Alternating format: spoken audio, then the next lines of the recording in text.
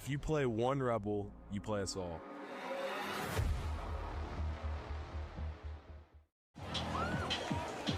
Welcome to Thompson-Reynolds Stadium, Buddy Anderson Field on the campus of Vestavia Hills High School for a Thursday night matchup in Class 7A football in the state of Alabama between number 3 Auburn and number 7 Vestavia Hills. I'm Chad Pilcher, pleased to be joined with you tonight. Jim Dunaway is out on assignment with the Next Round Live. He'll be back next week. So in what's become an annual tradition, we're pleased to welcome Danny Marshall here to join us on the broadcast, former All-American kicker at Furman. Danny, great to have you here for what should be a pretty good matchup here tonight. Should be a great matchup, Chad. Thanks for having me, Jim. It's an honor to fill in your seat, and it's an honor to sit in the booth with the best dual threat guy up here, Chad Pilcher. You can go by play-by-play in color. So I'm excited to be up here to watch a big Region 2 versus 3 matchup on what I think is the best view and the best home environment in the state of Alabama here at Thompson-Reynolds Stadium. It was an incredible environment last week as Vestavia came out with a big win, but both of these teams had big out-of-state wins. Last week, Vestavia beat Westside High School from the state of South Carolina 49-7. Auburn beat Booker High School out of the state of Florida 24-6. And Danny, when we talk about Vestavia's win over Westside, they just came out, got hot from the get-go, and just didn't look back. You know, that's a game I was really interested to see how it turned out. That's actually an area of the country I grew up in, up near Furman. Westside has a great tradition. Lost a lot of seniors, but still a great program. I had a lot of messages from folks in the upstate that were really impressed with the score last week. I think key to me, I think Vestavia jumped out there, jumped on them. The game was over almost by the end of the first quarter. They did, and they were led by their quarterback, Charlie Taff. You see there, 7 of 14, 161 yards through the air. He had 3 touchdowns. Passing, he rushed for 96 yards. He's been the leader of this offense and did a great job last week, but he had some other guys helping him. How about Grayson Harper there? Caught 3 of the 4 balls thrown his way, 104 yards through the air, 34.7 yards per catch and 2 touchdowns. And then on the ground, Noah Boylan, 9 rushes, 39 yards. At this time, we're going to go to the national anthem on the field.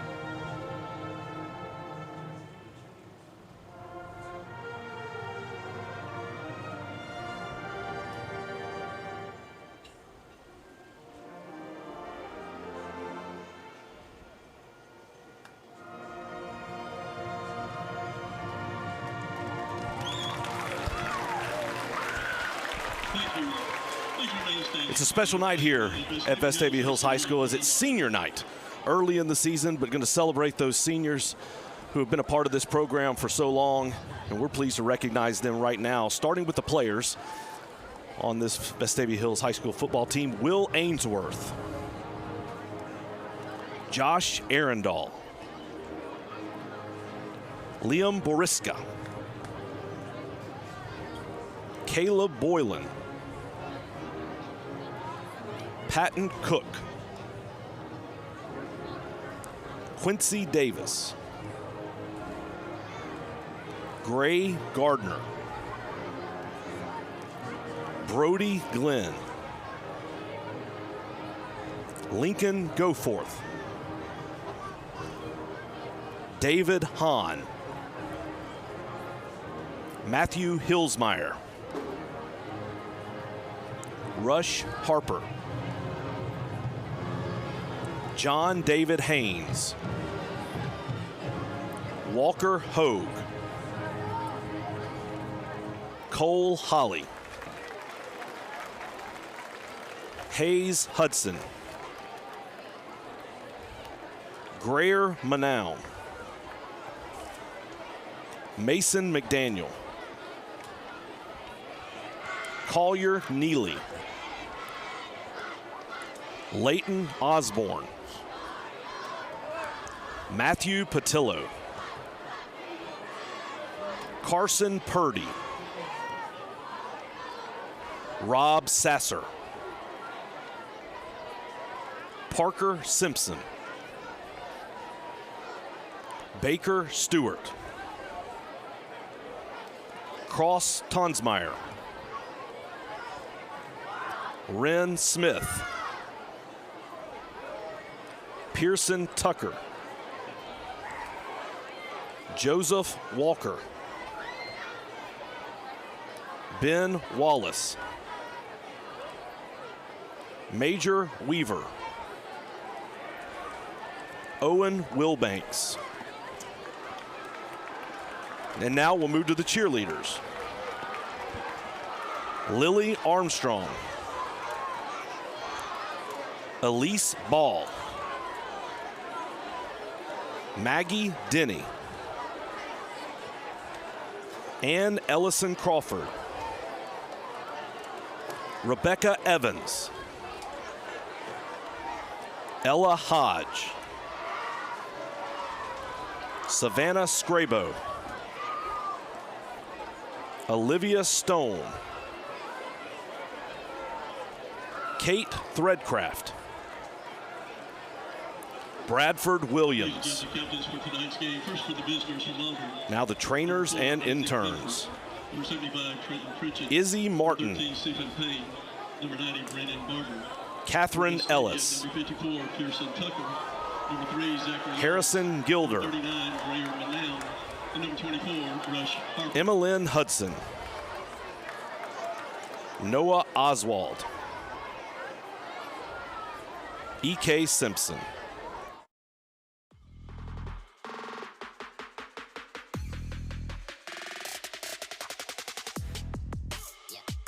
Rush Harper, defensive end. Haynes Bridges, nose guard. Josh Arundel, defensive line. Paxton Nussery, defensive line. Gary Manown, linebacker. Nick Williams, linebacker. Daniel Richardson, linebacker. Parker Simpson, cornerback.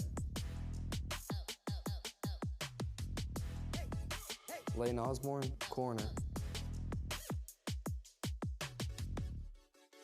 Owen Wilbanks, safety. Walker Hogue, safety.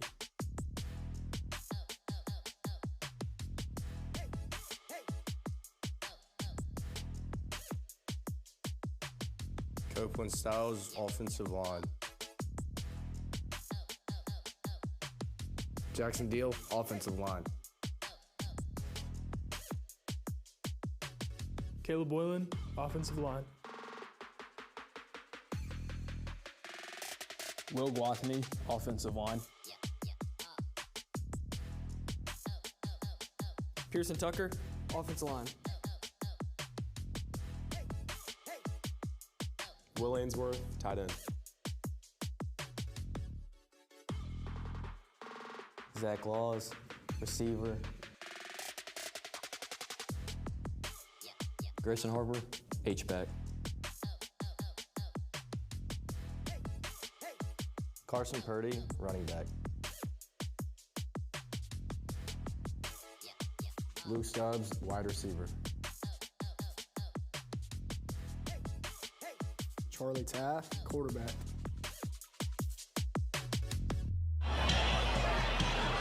And there are your starters for the Vestavia Hills Rebels for tonight's matchup between number 7 Vestavia and number 3 Auburn. Both teams, Vestavia has taken the field. Auburn now coming out to go through the run-through.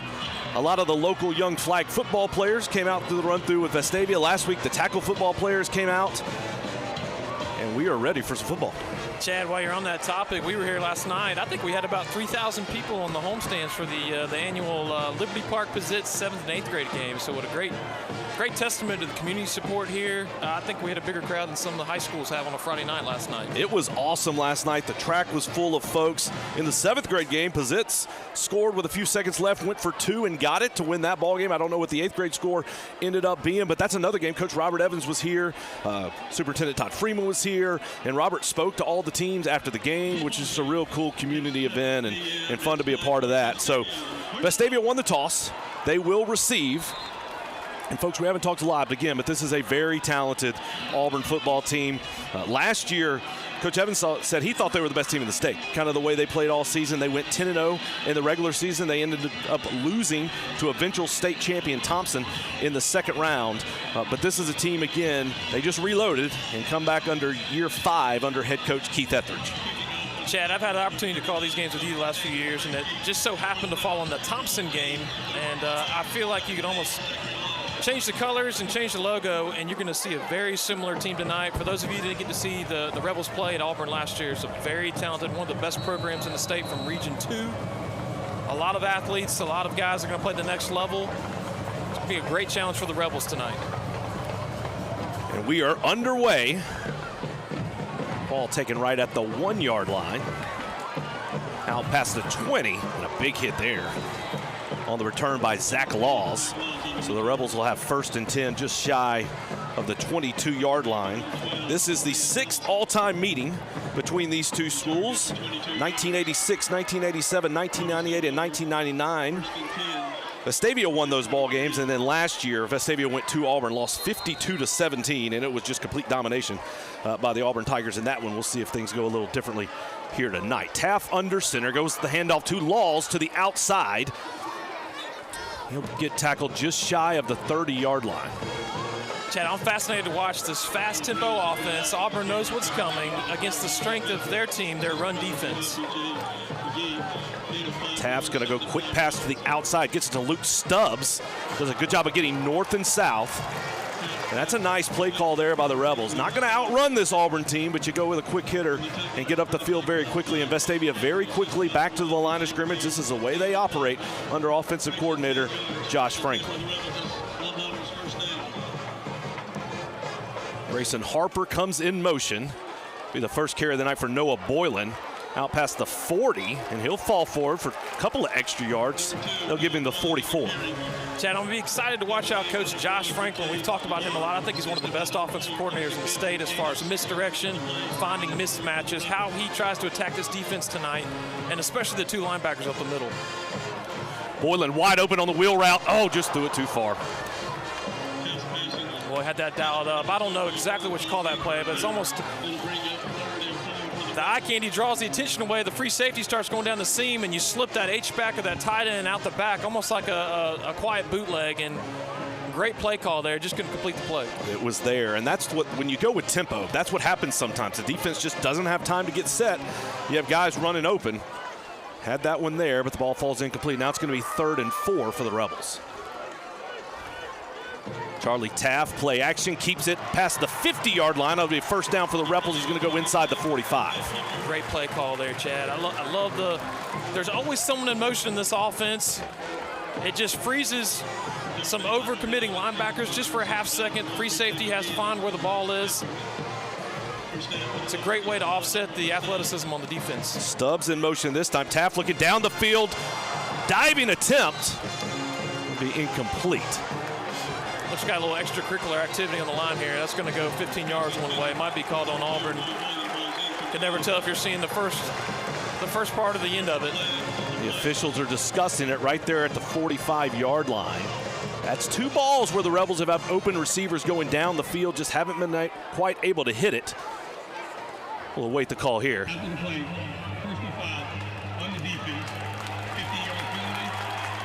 That's a big call against Auburn. Personal foul, you called it, Danny, and that'll be a 15-yard mark-off. It's going to put the Rebels inside the 30-yard line. Chad, you know, we haven't completed those 2 passes, but you'll notice Charlie had a little bit of time. Offensive line doing a great job. Giving a couple seconds for Charlie Taft to read the defense. The Auburn defensive line is led by number 99, Carnell Jackson. I believe he's an Arkansas commit, but a big guy up front. That's going to be a player to watch on the Auburn side of the ball.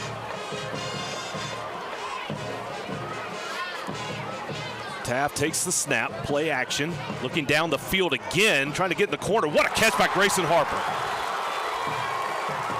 Chad, you might have said this last week. Number 8's got to be the X factor on this team. And when I watched him play last week, for Auburn fans, he reminds you of a Philip Lutzenkirchen. He can do anything. He can block. He's a good size. He's a great athlete. Look for him to be a major player tonight. There's Boylan up the middle. Room follows the blockers, dives forward, going to get down to the 1-yard line. So the Rebels will have it 2nd and goal. Taft back under center. He's going to give it to Boylan again, gets into the end zone for a touchdown. What a great start for the Rebels. Took less than 3 minutes off the clock. Chad, a top program in Florida last week, they didn't get their first down against this Auburn defense until midway through the 2nd quarter. That's a great start for the Rebels. And that was the talk of the Auburn area, is how good that defense was. They dominated last week. So for Vestavia to come out and put up a touchdown on the first drive is very impressive.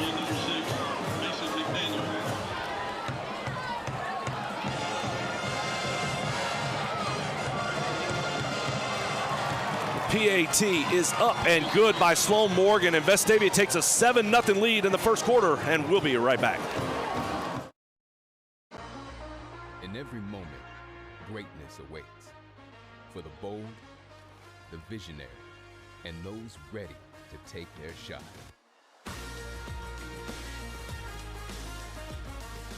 Here, we don't chase success, we define it.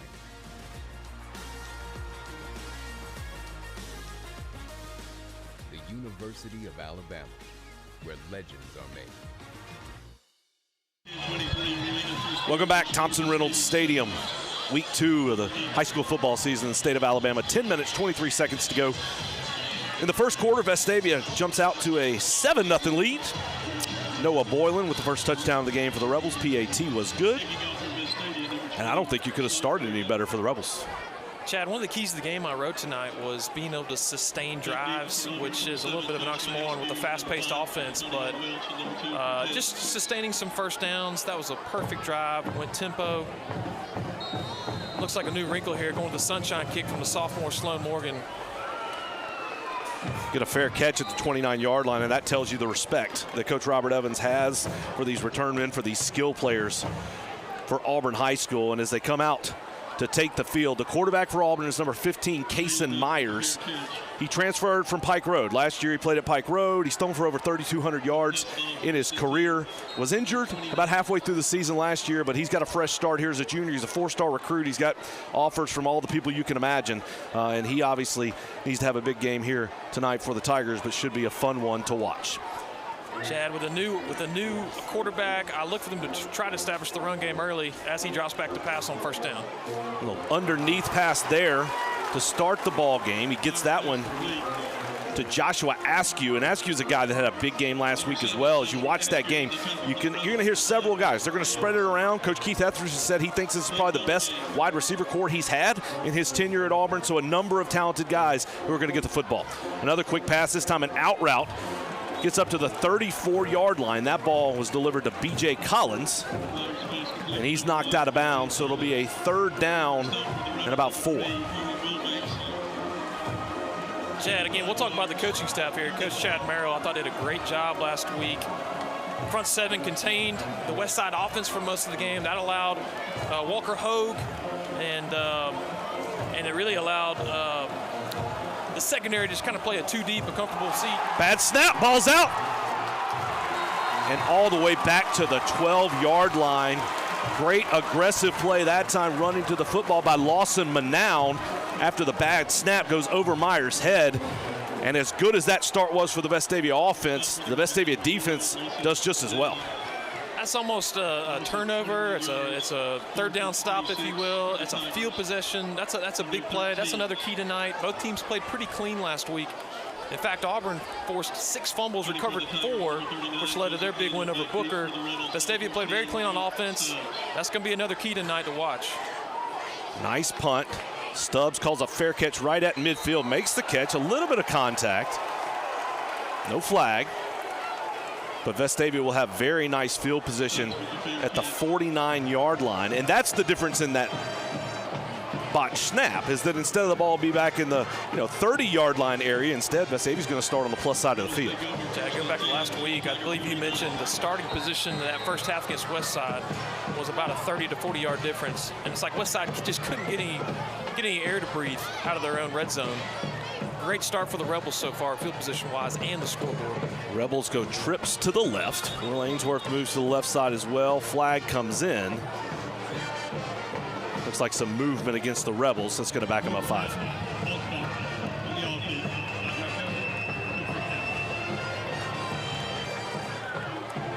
We've talked about that Auburn defense being really their identity right now. The offense comes along. They're led by 2 linebackers. Senior Greg Williams is committed to North Alabama, and number 12, Aiden Parker, is the heart and soul of their team.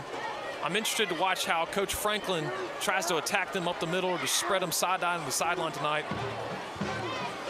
Laws in motion. Keeper up the middle.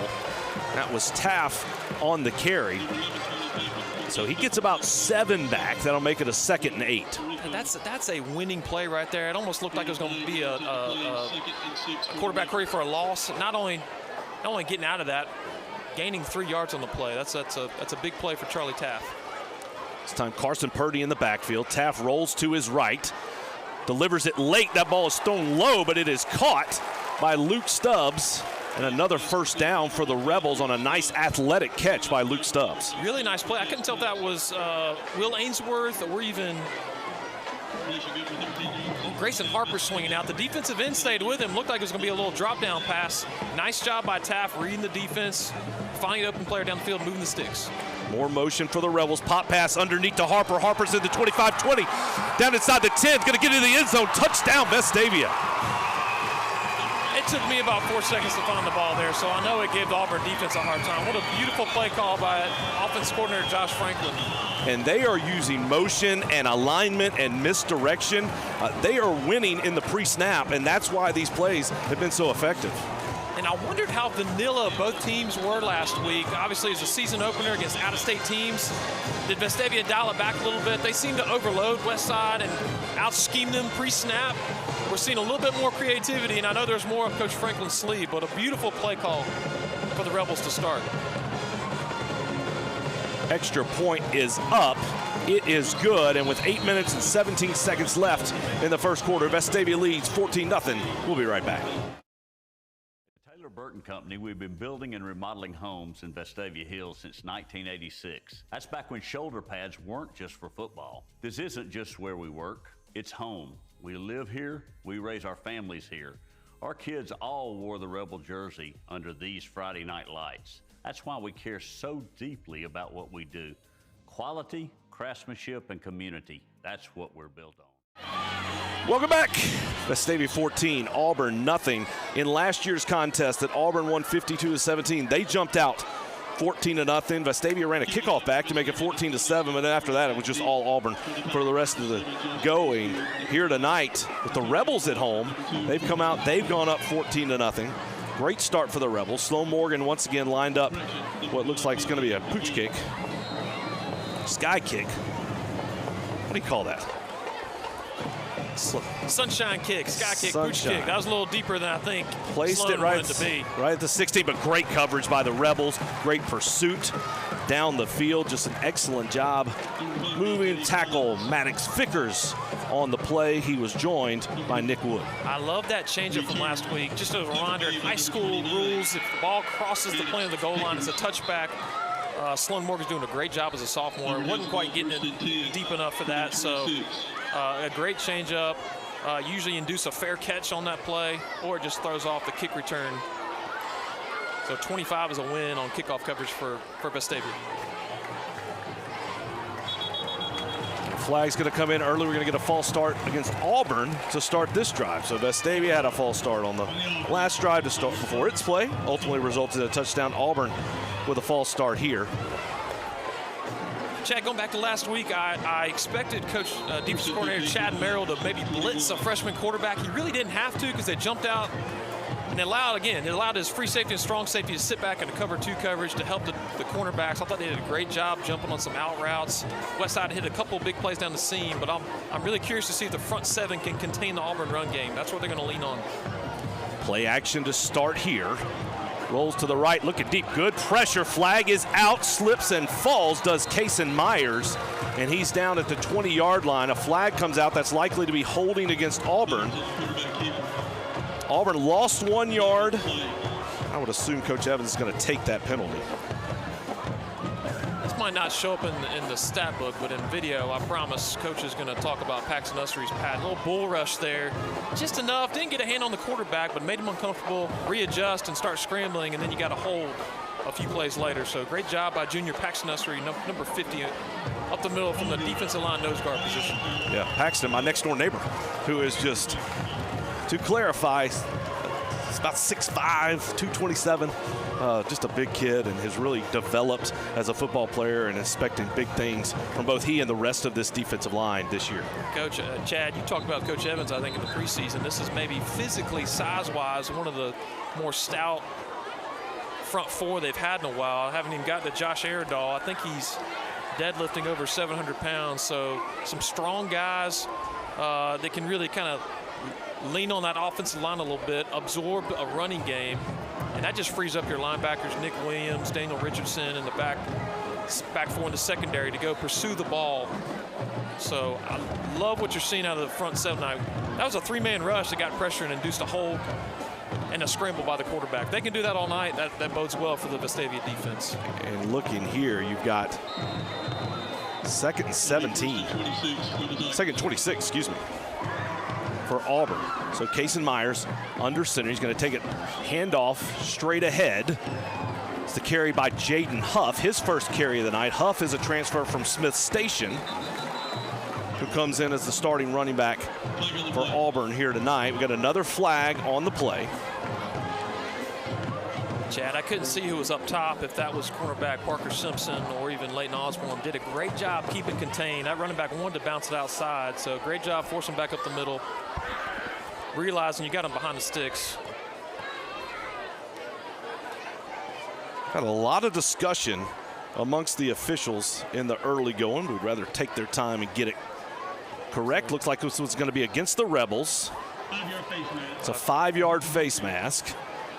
So not a killer, but it will allow them to repeat the down, which is probably the biggest part of that. Yeah, that's a great point. One of the more frustrating times that happens, you might have them 3rd and long, 3rd and 20, and a 5-yard face mask is automatic first down. So first down not hurt too badly. Auburn looking to change the play here. They did a nice job of running tempo last week. They have a young offensive line, but some just really talented, experienced skill players. This time Myers rolls to the right, does a nice job of delivering a pass to the outside to Joshua Askew. He'll pick up about 6 yards. That'll make it a 2nd and 9. Nice play by Askew. You talk to the folks around Auburn, he's their go-to guy, along with number 5, Antonio Welsh. But Askew had 2 touchdowns last week. He's got high ambitions this year. He's a fast, twitchy guy. Look for them to find him on rollouts, let him use his speed, and try to find some holes in the Vestavia secondary. Pop pass this time. They're going to go back to him, and just gobbled up very, very well that time by the Rebels. Great read, great play. Josh Arendahl in there, Paxton Ussery as well. Vestavia defense did a great job using the sideline to their advantage there. Auburn ran into the short side of the hash, contained, committed, linebackers freed up to make a play there. And what you love is you see so many red jerseys flying to the football, just guys everywhere, and puts Auburn in another 3rd and long situation. This feels like one of those big plays in the ballgame. If the Rebels can get a stop and then get the ball back, potentially go put more points on the board, big 3rd down for the Tigers.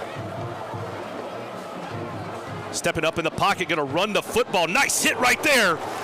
Just past the 32-yard line. Huge hit by Nick Williams. to make the tackle on Kason Myers. That's going to put Auburn in a 4th and 4 situation. And they're going to bring the punt team on the field on another great series by the Rebel defense. Now they're going to leave a little confusion. They're going to leave the defense on the field. Here comes number 39, Joseph Daniel. He's their punter, kicker, 6'5" guy, senior. He's been on the field a little bit more than they'd like to see tonight with some punts and opening kickoff. What a great first 6-7 minutes of the ball game for the Rebels. Nice kick. Stubbs going to let it hit. It's going to get a Rebel bounce and be down just inside the 35-yard line. Bounce back the Tigers' way.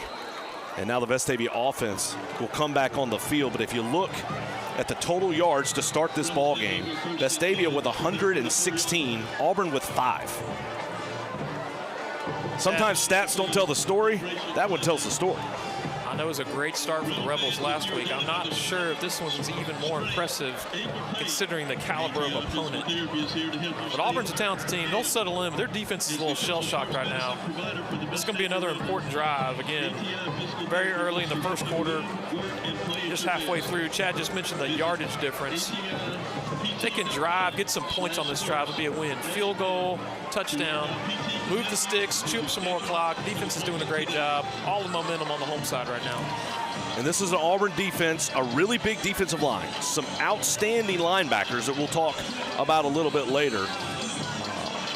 And they're going to be very, very aggressive. What Vestavia is hoping to do is get to the edge. See if we can get out to the outside, which may seem a little atypical when you talk about the speed difference, but it's the way they've gotten to the edge, using the misdirection, using that alignment. Everything so far has gone well for this Rebel offense. We'll see if they can continue. And again, nice field position. They're going to start at the 34-yard line. They're going to send 3 receivers to the near side.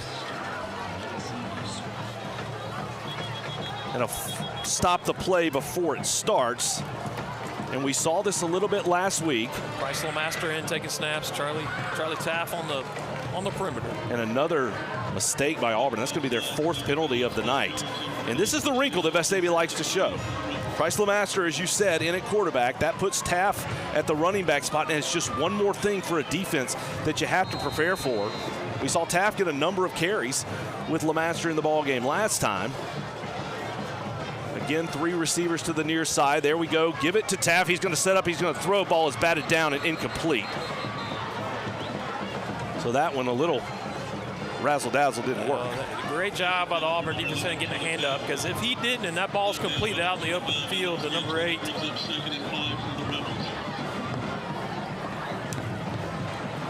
Grayson Harper had room to run there. So Noah Boylan checks back in at the running back spot. So just one play there with LeMaster. Now they're going to give it to Boylan over the right side. He breaks through a couple tackles, gets out past the 45 before he's brought down by Aiden Parker. And Parker's a guy that he transferred in to Auburn from the state of Georgia. He's a guy that's got offers galore. I mean, just all kinds of folks. The more he plays, the more people like the way, what they see. And he's been very, very effective. That's a first down for the Rebels. 1st and 10 at the 46-yard line. We got another stoppage. Looks like we have a timeout for Auburn, and Coach Etheridge does not look happy over there on the sidelines. Chad, you just mentioned Aiden Parker, maybe on the field before the game, maybe physically just one of the better looking players on that team, which is saying something. And he looks amazing. He's getting a ton of attention, but Coach Robert Evans said that the other linebacker, number 3, Greg Williams, is one of his favorite players he has seen on any tape, any year, just going back. He actually compared him to Roquan Smith, who's pretty decent compared. I mean, if you're going to be compared to somebody, goodness gracious. What a comparison. I think he said last week against Booker, he hit anything that moved. Right. I want to go back to that last play. Noah made contact with Parker right about 2 yards for about a 2-yard gain. He carried him about 4 yards for the first down. Falling forward for the running back, something you're noticing so far. Not seeing guys tackled and driven backwards. Vestavia's been the aggressor at the point of contact. You'd love to see that from your young backs, your quarterback. But I want to go back to Grayson Harper. I circled this earlier. I think Grayson Harper and Will Ainsworth. I wrote down 888s. Where's number 8 and where's number 88 on the field if you're Auburn's defense? They're mismatches. They do a little bit of everything, and I think you're going to see that in some of these play calls. Gives the ball to Stubbs after he came in motion, but nice job of reading that play by the Auburn defense. Just absolutely gobbled up by the Arkansas commitment, Carnell Jackson. Almost looked like someone went maybe the wrong way in the backfield. That play took a little while to develop, but the first negative play, I believe, of the night for Vestavia. Everything else has gone for positive yardage. Behind the sticks for second down. Fakes it to Boylan across the middle to Harper.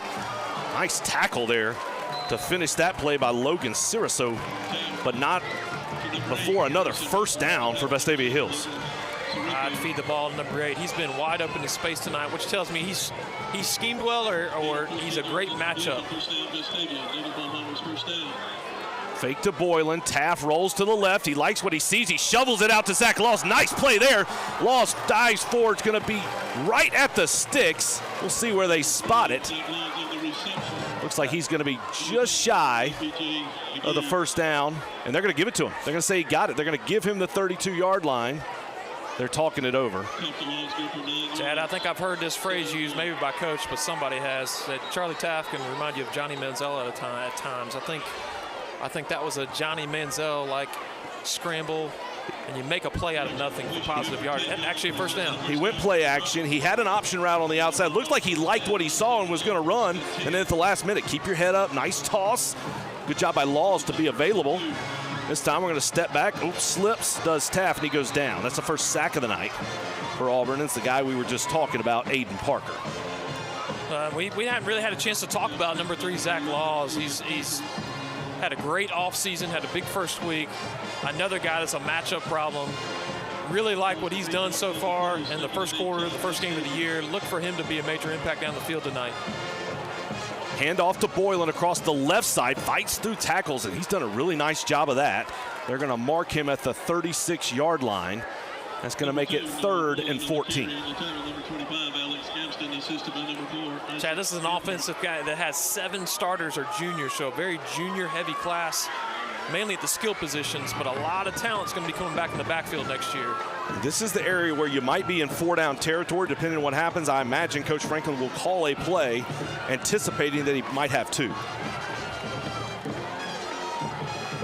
Taft drops back, looking down the field. He's got open area. He's going to take off. Dives forward. He's going to spot him right at the 27-yard line, and I think they'll definitely. I think you're exactly right, Chad. This is 4-down territory. He's got a flag in the backfield, so going to get the Rebels for holding. So that's going to negate that. Catch. Auburn will take that penalty, but rather than being all the way up at the 26, they're going to mark it back. And just a huge penalty. You know, it's easy to say, oh, what was the actual yardage? They're just going to mark off 10. But when you take off the impact of the play, that was actually about a 20-something yard penalty against the Rebels. You're looking at about a 4th and 5 there. Sophomore Sloan Morgan looked like he was good from about 45 and in warm-ups. Coach might be comfortable getting the ball to about the 23-yard line. That'd be about 40 and in. We'll see how aggressive they are here. Go with the pump fake. And that was Price LeMaster, and he's going to tuck. Nice spin move. Gets inside the 35. Foul. Dives forward. Helmets come flying off. Nice aggressive play there by Price LeMaster. And now that puts the Rebels in a 4th and 12. It's too long for a field goal. Might be too short for a punt, and they are going to leave the offense on the field. Price LeMaster still in at quarterback. I really like this call, Chad. If you punt and you end up punting it through the end zone, Auburn gets it back out to the 20. You're netting about 14 yards. I think this is a great play call to go for it. Master looking down the field, delivers it over the middle. Nice job going down to catch the ball by Luke Stubbs. They're going to be just 1.5 yards short. So the Rebels will turn it over on downs, but that's not a bad result, all things considered. Not a bad result. I thought he had it from the near hash, but he's about a half yard short, but great play call. Another nice drive, just can't afford the penalties. And that, if you look at that drive as compared to the other, just too many mistakes for the Rebels, cost themselves, push themselves back, and ultimately not able to get any points on that drive. But still, with 1:41 left in the first quarter, Vestavia leads Auburn 14-0, but this talented Auburn offense, led by quarterback Kason Myers, comes back on the field. Yeah, really nice route catch by Luke Stubbs there. I'm sure if he had it back, had a little more time, maybe run that route about 1 yard or 2 deeper, but Not sure if they had time for it. Great. I thought we had the first down there, but about a half-yard short. Perfect read and intercepted by the Rebels. What a great play, great read there by Parker Simpson. And that is what film study does. He read that play perfectly. He took off on the snap, and Myers threw it right to him. Big play for the Rebs. Chad Parker was up there so quickly, the wide receiver hadn't even turned his head. Folks, they would have run a bit of a slip screen out there. One receiver was supposed to pick up the D-back. When he turned around, Parker Simpson had already cut in front of him and then cut in front of the receiver. You're exactly right. I think that's great film study and great scouting by the defensive staff. And I noticed man-to-man coverage for the Rebels. You're like, oh, goodness, how's that going to turn out? Because they've been playing zone on the back, having two deep on the back. Instead, a great play by Parker Simpson. First down, Vestavia at the 9-yard line. Charlie Taff in at quarterback, Carson Purdy in the backfield. Taff's going to keep it up the middle, inside the 5, jumps over, dives down to the 3 on an incredibly athletic play by Charlie Taff. I can't help but just keep seeing flashbacks to John Paul Head running. We're pulling a tight end, an H-back over with a running back lead. It's just a tough play to stop with bodies. Here it comes again. Taff takes the snap, reads the defense, pops to the outside. He's going to walk into the end zone. Them getting a little bit farther across the goal line before, so he didn't take a cheap shot there at the end. But a great read. Let his blockers set the line of scrimmage and bounce it outside the pay dirt. Turnover led directly to 7 points. That's what you got to do. Auburn turns the ball over inside their own 10. You got to make them pay for it. And when you run with that quarterback-heavy run package, you know it's coming. But you've got more bodies to block than you do have defenders to cover it, and just well executed by this Rebel offense. Chad, I grew up in a triple option offense, and that's really like a triple option wishbone play. You just got more bodies and blockers coming at you than you can account for. The extra point is good. The lights are dancing. The Rebels are up 21-0. We'll take a break and be right back.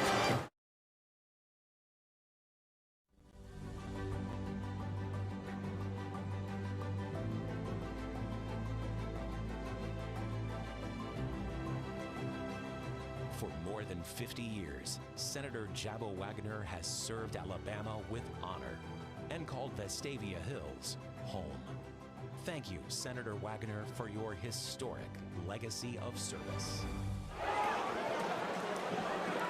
Just about a minute left to go in the first quarter. Vestavia 21, Auburn nothing. Chad Pilcher along with Danny Marshall. Jim Dunaway is out on assignment tonight. He'll be back next week. Danny, you've been here to see a pretty good quarter of football by the Rebels. What a wonderful start as the yardage updates. I think we're looking at 173 net for Vestavia to 0 for Auburn. Another sky kick fielded at the 32-yard line, going to fall forward to the 37. So Auburn now looking to regroup, see if they can't get something going. Obviously, this game has gone nothing like they thought it would. Offensively, Auburn has 0 yards. When you total up 3 drives, 0 yards, the last one obviously ended on a 1 play and an interception by Parker Simpson. Much better field position this time for the Tigers as they're looking to get something going offensively. I've got to wonder if offensive coordinator Will Wagnon for the Auburn Tigers will try to get some first down, sustained drives. I look for him to run the ball here a little bit, see if he can run some clock. If anything, you need to run some clock, let your defense take a bit of a breather and try to recollect themselves on the sideline. So I'd expect a run-heavy drive here. Let's see if Vestavia's front 7 can contain it inside the box. Yeah, that time they went with the sprint sweep to Jaden King. Nice gain on first down, picked up 7. Chad, we haven't even talked about who they lost last year, who might be playing tomorrow night for the Auburn Tigers down in Waco. That one's incomplete. Great point. I mean, Omar Mabson was a stud for Auburn High last year. He put up over 1,500 yards. He was getting recruited by everybody. He was so good, he just forewent his senior year. He went ahead and enrolled early at Auburn, and he's going to play tomorrow night at Baylor for Auburn. I mean, he's going to be in the linebacker or running back rotation when he could have been playing here in this game tonight. So it's pretty incredible the big hole that they lost with Mabson. I'm sure Auburn's opponents are happy he graduated early. This time Myers is going to keep it. first down of the night for Auburn. They're going to get it up to midfield. And the other thing, obviously, they had the transfer quarterback come in for Pike Rowe, but last year they had Jackson Kilgore, and that's another guy who, he's at the University of West Florida now. Nothing crazy flashy, but just a really, really good high school quarterback. That's going to bring us to the end of the first quarter. Vestavia 21, Auburn 0.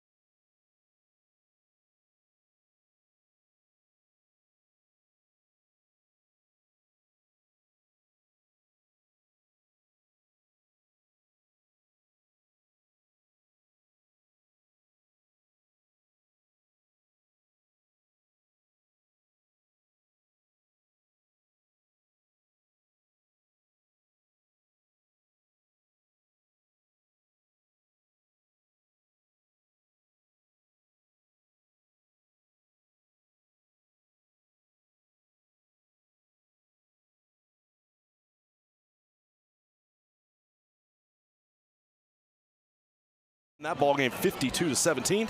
After one quarter, Vestavia's jumped out to a 21-0 lead here tonight. Kason Myers starts out with a pass to the outside. Nice throw and catch for Auburn. That catch was made by Corey Jackson, the tight end. He's a big athletic guy, 5'11", 220. Brings that one in. Chad, if you're Chad Merrill tonight, something you got to be happy with so far is you're getting a push with a 3-4 man front. They're not having to blitz. Quarterback Kason Myers seems like he's a little happy going backwards, trying to find some space. He's a good size, good athlete. He's shown the ability to scramble, but pop pass there to the left side this time for Auburn. Great pursuit by Paxton Ussery from the backside to make that tackle. Number 39, Graham now did a great job seeing that. Set the edge, force the running back inside, and let his pursuit come make the tackle. Great job by 39. Graham Manown. And that's a perfect example of team defense. Manown gets there, makes the play, slows everything down, and gives time for his teammates to get there and clean it up. Third down for Auburn, 3rd and 7 from the 47-yard line. Vestavia showing pressure. They'll back out. Rush 4. Kason Myers throws it to the outside, has an open receiver, throws it over his head and incomplete. Had a chance there, but the ball was just not on target. A little bit of a scheme there. Went to a free safety bailed out quickly. Almost looked like they switched coverage this last minute, trying to confuse Myers a little bit. Looked like he found the right receiver on that play. Really, like you said, Chad, would have had to fit it right over the linebacker underneath, and with the free safety coming over the top, couldn't really make that pass. It was a hard pass, but read the right receiver there. Just couldn't make the play. Chad, let me go back. It's early again, but I think that was a huge answer. It would have been really easy to let Auburn have good field position, drive down there and get some points. But again, getting the ball back to your offense, beautiful, beautiful punt. Sky high punt. It's going to land in the end zone. So that'll be a touchback for the Rebels and for Auburn. The Rebels come out to the 12. Chad, I want to go back and just mention week 1. These two teams, just based on last year, program history, rankings, which a lot can change, but maybe had two of the more impressive out-of-state or two of the more impressive non-region wins last week in the state of Alabama. Charlie Taff under center. He's going to give it to Carson Purdy over the right side, follows the block, spins up to the 24-yard line. And now here comes the tempo of Vestavia once again. And we've said it, Vestavia has been winning in the pre-snap. They've gotten back to the line very quickly. Play clock's at 33, and there goes the snap. Once again, Taff looks right. He's going to point. He's going to keep the ball, get out past the 30. He does a nice job of spinning all the way up to the 39-yard line.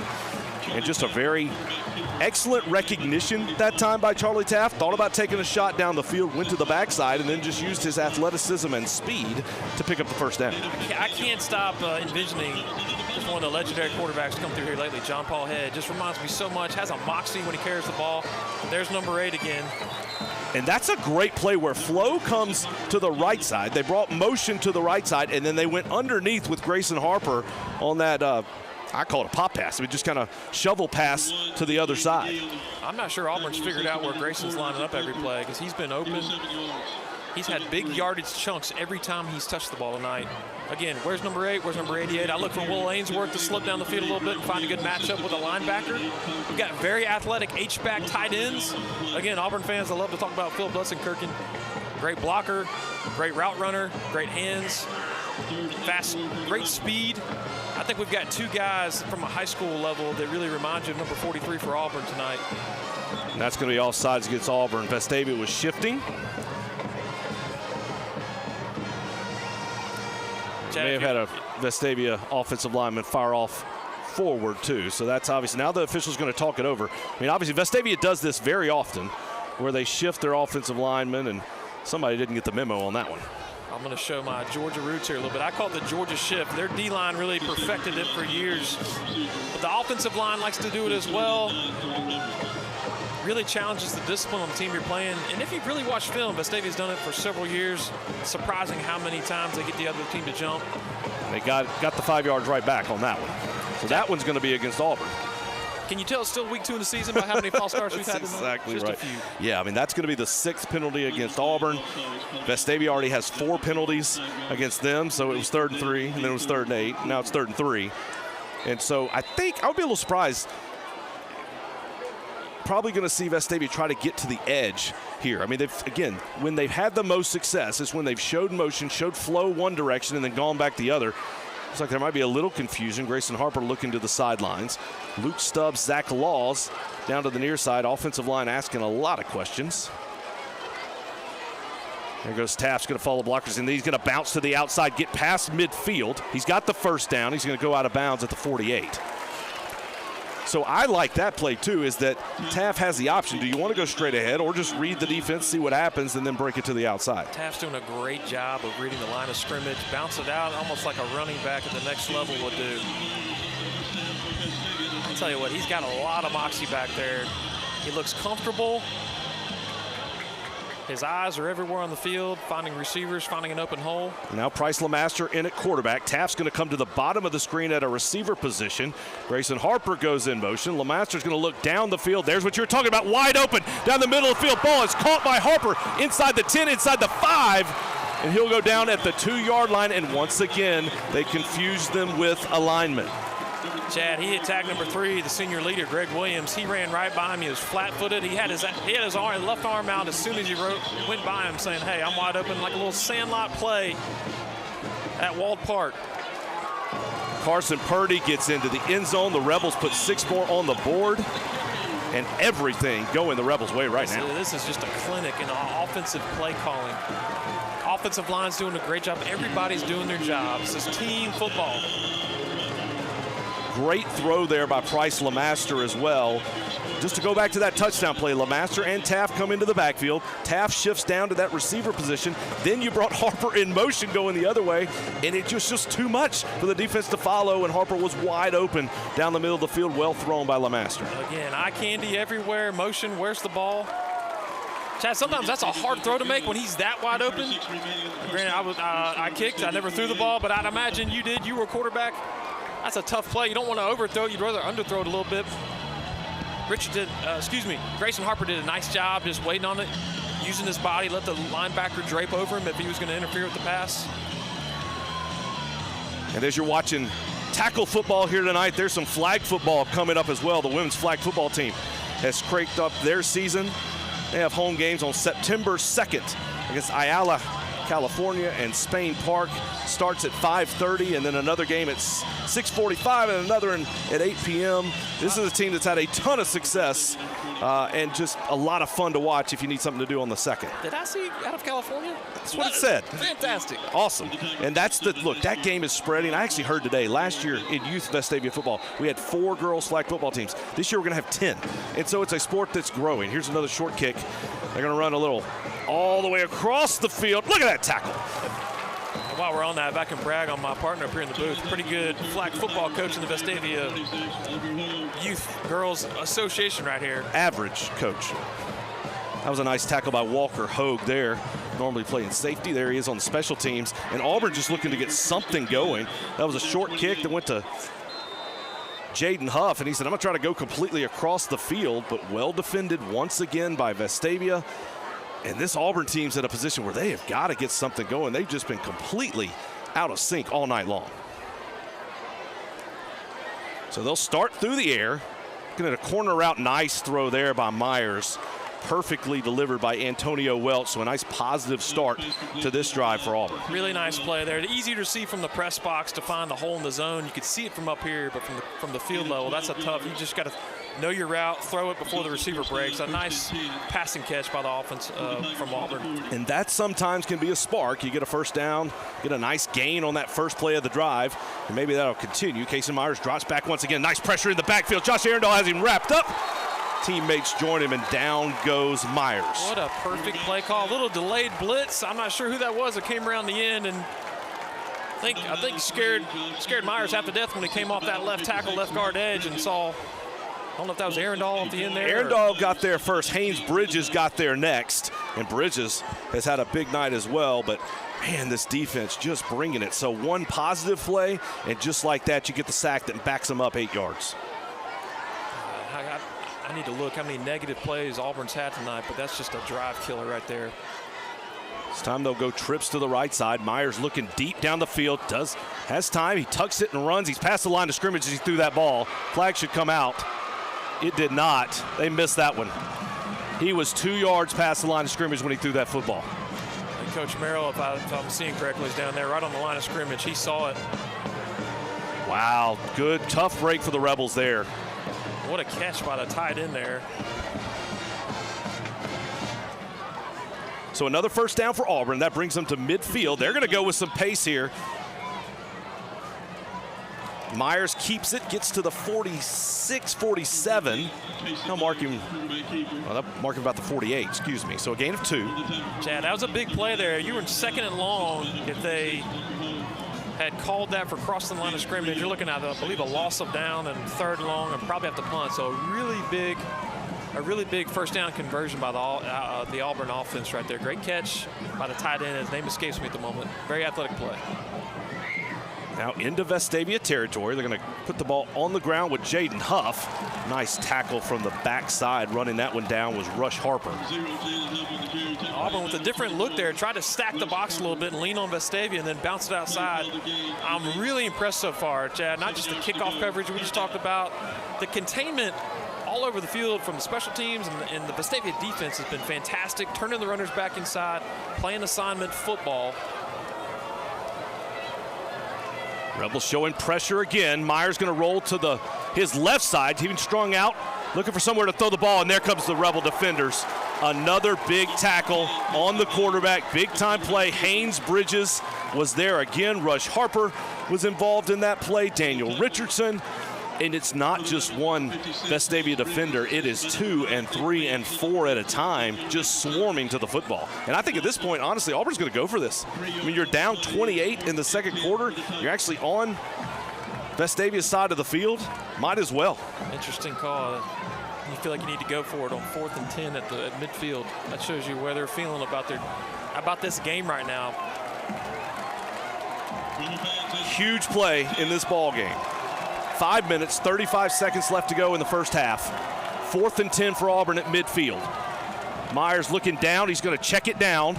Ball's caught just inside the 50, gets up to the 45. Another stop for the Rebels. That's going to turn it over on downs. That was a great look. Give him the underneath pass and close and finish on the ball. Great job by Coach Chad Merrill's defense is flying all over the field, playing assignment football and gang tackling on the ball. Really impressive job, Chad. I'm not sure if the defense has had a better start to this game with offense. It's been incredible, and that's one thing that's a huge change, and we're at the Heat timeout, so we'll take a pause here. We'll stay here, though. The difference this season is that Chad Merrill is calling the defense. So this is Coach Robert Evans' 4th season. When he first got here, he had Sean Rainey, who was his longtime mentor as his defense coordinator. Rainey called the defense with Robert obviously being involved in that, but he and Rainey had been together so long they knew it. Last year was Coach Chad Merrill's first year after Coach Rainey retired, and he was still learning, still kind of adapting, so Robert called the defense all season long. Now this season, Coach Merrill is comfortable, and they've been able to not only let Coach Merrill call the defense, but also incorporate some of the things that he did with some of the things Coach Evans has done, and I think that's just enhanced this defense and made it even better. And it doesn't hurt for folks to hear this again. Not only do you have one of the best head coaches, in my opinion, in the state, I think you've got 2 of the best coordinators on both sides of the ball. Disciplined, innovative, connect well with the kids. Chad, I want to go to something too about this team. We talked about from an athletic standpoint, personnel standpoint, very similar to Thompson of the past few years. The one main difference that I think this Auburn team has with some of those teams is they are a defense-first team. They're not quite built, or they don't really want to play from behind 4 touchdowns. Thompson had more of a quick strike offense, also had a talented defense. So they're in an uncomfortable spot being down 4 touchdowns. So Vestavia, chew up some clock, keep moving the ball, and keep suffocating their offense. Vestavia starts this one on the ground. Noah Boylan with the carry. He's a little slow to get up. He's going to be limping. And Boylan's had a nice start to the night. 6 carries, 27 yards, so hopefully he's okay. Looks like he's all right. Hobbling a little bit. His ankle landed on out there, maybe a little bit in the pile. But you're right. I mean, you're now under 5 minutes. You'd love to get points. If you get points, my goodness. But more specifically, let's eat up some clock and not give Auburn a chance to go back down the field. This time we're going to give it to Carson Purdy over the left side. He fights forward. He's going to get up to the 47-yard line. It's going to be a 3rd and 4 for the Rebels. Look for a healthy dose of Carson Purdy. I wouldn't be surprised to see a good change of pace guy, Major Weaver, enter the ballgame, number 1. Got some good carries and yards last week. Taft looks to the sidelines to get the play. It's another situation where you could be in 4-down territory. Fakes to Purdy, wide open to Grayson Harper over the middle. What a great move by Harper, gets inside the 25 as he's brought down. Hey, just the heads-up play to feel the pursuing tackler coming from behind you and just get both arms on the ball instead of getting it knocked out there at the end. That happens a lot. And Vestavia has run the ball so many times in these short yardage situations. You show run action, and that just left Harper wide open over the middle. Now you go back to Carson Purdy. So impressed with number 8. Grayson Harper. It's been a fantastic night. I mean, look at this. After last week putting up 104 yards on 3 catches, this week he's got 6 catches for 142. Chad, I want to show my bias. I usually pay the most attention to special teams and wherever the ball is, but a few plays ago, number 54, Pearson Tucker, had a pancake all the way down the field. Beautiful block downfield.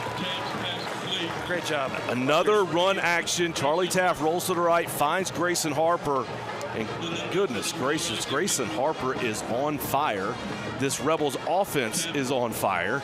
They've got 1st and goal from the 3.5-yard line, and they're going to jump off sides and back up 5. Sometimes it's all going well and just a little hiccup there, so that's going to back up the Rebels.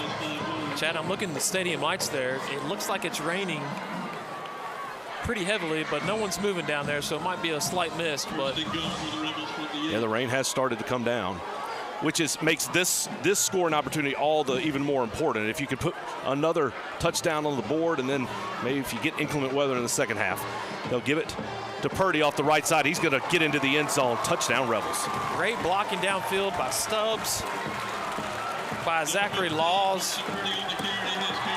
The body language, Chad, on the sideline versus the Auburn sideline, on the defensive side of the ball, couldn't be more polar opposite right now. Auburn's the number 3 team in the state. They dominated a top 10 team out of the state of Florida last week. They went 10-0 last season in the regular season. They're a team that's expecting to compete for a state championship. And Vestavia has looked like world beaters tonight. Just everything they have done has worked perfectly. Folks, I want to talk about last week one more time just to let you know One publication showed the team that Auburn beat last week, the Booker Tornadoes out of the Sarasota area, had 4, possibly 5 of the top 100 prospects in Florida. So a very talented team came up to Auburn last week, got beat pretty decidedly, and the Rebels are up 35-0 on the Auburn Tigers with 3 minutes before half. Just a dominant performance by the Rebels here in this first half. 3 minutes, 27 seconds to go. And if you're looking for more to do next week, we got women's volleyball as well. So on September the 3rd, Vestavia versus Thompson, going to be at home, 6 o'clock p.m. So that's on Tuesday night. On Wednesday night, September 3rd, come out and watch women's volleyball. We talked about flag football on Tuesday night, September 2nd. But women's volleyball, Vestavia versus Thompson, Wednesday, September 3rd, 6 o'clock p.m. Good luck to those ladies as well. 35-0. Vestavia leads Auburn. 3 minutes, 27 seconds to go in the first half. Another pooch kick. It's going to be taken just shy of the 25-yard line by Jaden Huff. This time he does get to the outside. He's going to get past the 30 and go down at the 35-yard line, and that's where Auburn will start this drive, down 35-0. Good pursuit there by, I couldn't tell if that was number 26 Walker Hogue or Cole Holly there. It looks similar, and they had the same number, but great pursuing, great contain on the left side there, and a nice pooch kick again by Sloan Morgan, the sophomore. Great job by the young sophomore, playing every major role, punting and place kicking tonight. First and goal, Auburn. Kason Myers still under center. Going to look to go down the field, going to deliver it in the corner, and that ball's intercepted again. Vestavia is doing everything right tonight. Daniel Richardson dropped back in coverage. Myers tried to force the ball on a corner route. Another interception by the Rebels. Chad, that was a textbook example of watching the quarterback's eyes. I actually saw Richardson. He was on the near side of the field. Got and sat into his coverage, got low, drifted back right underneath the route. That is a textbook way to play zone defense by the outside linebacker making a play on the perimeter. Great job by number 18, Daniel Richardson. And Chad, you talked about last week with the injuries last year, and I know we've talked about the young guys stepping up playing time and the schedule, but some of the fruit from that is just obviously the early playing time for 2 guys, Richardson and Nick Williams in the middle, and I expect big years out of those guys, almost playing like seniors this year. Yeah, just a great read, great recognition, and great play by Richardson there. We're going to go a little speed option to the left side, pitch to Purdy to the outside, ball comes out, and Auburn's going to recover it. So that's a quick change there when really Vestavia had a chance to just put this thing away. That could have been the dagger if you go put points there, but a nice hit. Looked like the helmet went right on the ball, popped out, and it just so happened that Carter Chambly was laying on the ground. The ball fell right into his arms. Look what I found. That's just a tough luck play. Folks, it's hard to hold on the ball when you get a helmet right in the middle of it, and he just tackled him right there. Again, if you're Robert here, you're going, hey, I might not have to score. Let me just keep the ball and run the clock out. Anything but that, I'm sure he's thinking, but let's see if the defense can hold up right here. So pass to the outside. That's going to take it under 3 minutes to go in this second quarter after the reception by B.J. Collins. 2nd and 2. And really, you're watching the clock at this point for Auburn. Went out of bounds, so it's going to stop it right at 2:58. Auburn still has 2 timeouts. Vestavia has 3. The clock will obviously stop when you go out of bounds, incomplete pass, or a timeout. Myers, good job right there of moving the pocket, but he's having to move the pocket so often. Did a good job of scrambling, delivered that ball to Cash Reef. Nice pass and catch there. And Auburn's got a senior kicker that has really good range, probably to 50 and in, so they're going to probably be in field goal range. So that is an option. I'm sure they'd love to get points on the board, whether 3 or 6 here. But plenty of time for the Auburn offense. Myers keeps it that time. Nice recognition and nice defensive play. Paxton Ussery involved in that one, as well as Grayer Minown. I think if you're Keith Edwards, you're probably trying to copy Vestavia to a certain extent, get your quarterback running outside the pocket. He hadn't had anywhere to go. That's a really nice ball there. Quick out route, understanding where the sticks are. Delivered that pass to Levi Kelly. Ball on time by Myers. First down and 10 for Auburn at the 22-yard line. 2 minutes, 9 seconds left in the first half. It's the first time you've seen the Auburn offense have any kind of rhythm. Myers looks a little bit more comfortable those last few throws. He's had time to do it. Nice play call there, 3 steps and out. Not really time to get a pass rush there. Myers going to keep it again. He's going to get inside the 15, inside the 10, takes a shot, and gets to the 5-yard line. Taking a little page out of Vestavia's playbook. A little bit of eye candy in the backfield. Almost a zone read there with the wide receiver coming across in motion. Both defenders collapsed on him, left Myers room to run right up the middle for a big gain down to the 5-yard line. And now the clock becomes irrelevant. You're at the first and goal, 4 plays. At the 5-yard line, a little under 2 minutes to go, but Auburn still has 2 timeouts, so they can do whatever they want as far as play calling. They're going to start with a run on the ground, up the middle. Fighting forward is Jaden Huff, and he's going to get into the end zone for a touchdown. So the fumble comes back to bite the Rebels. After the interception by Daniel Richardson, and then on the next play, they fumble it right back to Auburn. Then Auburn goes 50 yards in about a minute and a half. And for the first time tonight, Auburn gets on the board. That makes the score 35-6. Nice play call variation from the Tigers there. Move the ball, some quick outs, get the defense on their heels a little bit, a couple of zone reads. And then they leaned on the Vestavia defense line right up there inside the 5. Nice series for Auburn. Probably got them just a little bit of confidence going in. Really big answer. I know it's a lopsided score. Really big answer for the Tigers right now. The PAT is up. It is good. Auburn is on the board 35-7. We'll be right back. Right when I toured Stanford's campus, I immediately felt the communal atmosphere and environment. A lot of parents, they're looking for a place where their children can come, they can continue to grow in Christ, they can feel safe, and they can be encouraged and motivated. We promise them that when they come, they're going to be surrounded by people who love them, who help them to find meaning and purpose in their life, and who really help them to flourish and become the men and women that God is calling them to be. Out of every place that I could have gone, this was the place for me. Auburn gets on the board. Vestavia leads 35-7 with 1:34 left in the second quarter. And that was a big answer for Auburn. After that interception, you got the feeling if Vestavia goes up 42-0, this thing's probably over. Instead, Auburn with a huge fumble recovery. They go down, put a touchdown on the board, cuts the lead to 28, and now they'll kick off. Got to be aware, make sure nothing comes at you, but the kick does go deep. It'll be a touchback, and so Vestavia will take over on the 20-yard line. And now it's decision time for Coach Evans is how aggressive do you want to be here? You're up 28. You've had an incredible first half, 1:34. Auburn does have 2 timeouts. They can stop the clock, but you likely can run it out if that's what you want to do. Chad, I've got to believe Coach Evans also wants to send a message to his team. Hey, we're not going to sit on this lead, take it in half. We're going to keep attacking. They haven't stopped us tonight, really, except for a turnover right there. I expect them to have aggressive play calling here again, try to get some points before the end of the half.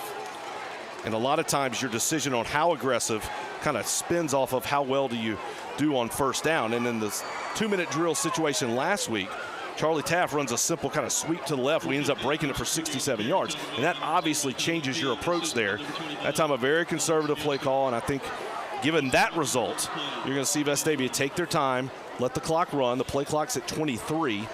So you're looking, you can get it down under 150 before you have to snap the ball. And then Auburn could start using their timeouts. Looks like Coach Etheridge is keeping those 2 in his pocket over there by the referee. And you'll notice the body language might be shifting a little bit for Auburn. They're seeing their offense can score. And so there's a nice run by Charlie Taft, and what that does is that prevents Coach Etheridge from being able to use his timeout, because now he's worried about potentially Vestavia getting that first down, so he's got to let the clock run. It's a little game of mental chess. I'm actually really surprised they're not using timeout right now. I don't know why you wouldn't if you're Coach Etheridge. The chance you can stop Vestavia here and get the ball back. So now I think for Vestavia, you just let it run out. That's exactly right. Well, you got about a 7-second difference. So Vestavia will have to snap the ball one more time. I imagine they're going to let it run down to 1. Coach Evans will call a timeout, and he's standing right beside the official. Again, these games, a lot of momentum swings, a little bit of a momentum swing there. But again, you told me you'd be a little disappointed. You gave up a touchdown before half, and you're up 35-7. What a great place to be. I think the challenge just at halftime is just, hey, keep attacking. I think Auburn had one thing go right from that half. They had a turnover, and they had a series of about 7 offensive plays that worked well. And so Dunaway last week talked about being on the PlayStation, and if he had the PlayStation, he'd just chunk it. And this really is a situation where, look, you can run out the clock. I think what you want to do, you want to throw a ball down the field. You don't want to get so far back and risk a sack or some kind of fumble, but you want to run every single second of that 6 seconds off, whatever happens. So a lot of times maybe you see a go route down the sideline. It's either your guy or the sidelines, and the ball runs out. So we'll see what Vestavia does here. We just can't do what Oklahoma State did against Central Michigan a few years ago and got intentional grounding. And it's one of those college football plays that we all love. This is where the chess comes in, right? You're just trying to get to the half. Going back to your point, I'm surprised Coach Etheridge didn't call a timeout to at least potentially force, especially after you're coming off of a fumble on a running play. Look, you got a first-year punter in the back. If I'm the defensive coordinator, I'd say, hey, let's make them snap and get a kickoff. There's the Georgia shift. I just called it the Georgia shift. And that's an easy first down. That's going to be offsides against Auburn. That's going to give Vestavia first down. So that, now you just run whatever you think the play that makes the most sense here, and they're going to take a knee. So Vestavia obviously thrilled with their 28-point lead. They're going to take a knee here on what's been about as good a half of football as you could possibly expect for the Rebels. Vestavia 35, Auburn 7 here at the half.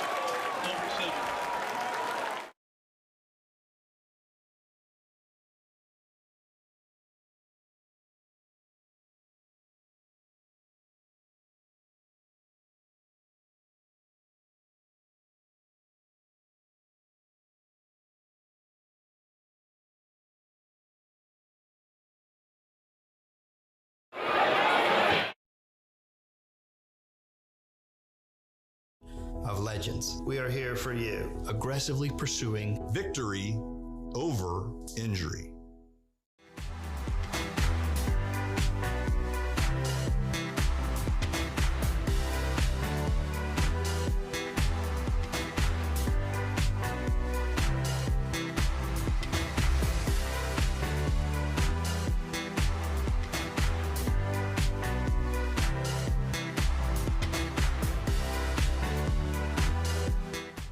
At Taylor Burton Company, we've been building and remodeling homes in Vestavia Hills since 1986. That's back when shoulder pads weren't just for football. This isn't just where we work, it's home. We live here, we raise our families here.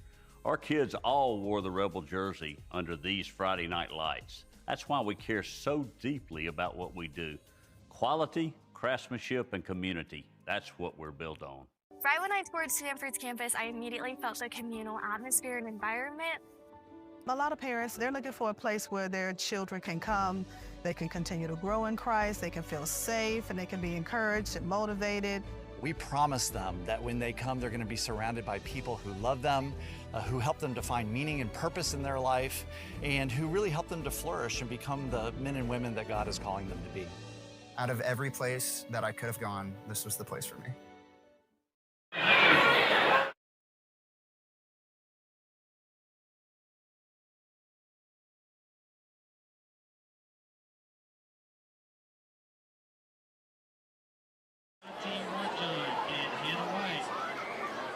Tonight, we present part of our 2025 show entitled One Short Day, featuring the music of the Broadway hit musical Wicked.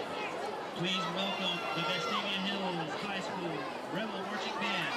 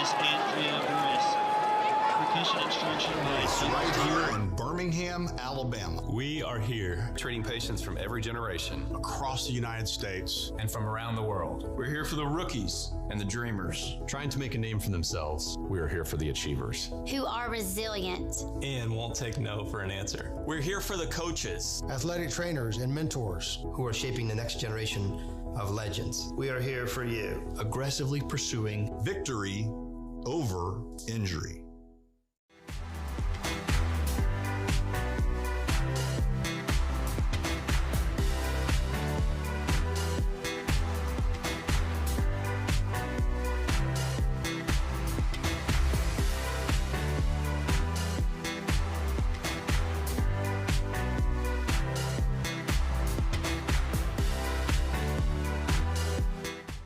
At Taylor Burton Company, we've been building and remodeling homes in Vestavia Hills since 1986. That's back when shoulder pads weren't just for football. This isn't just where we work, it's home. We live here, we raise our families here.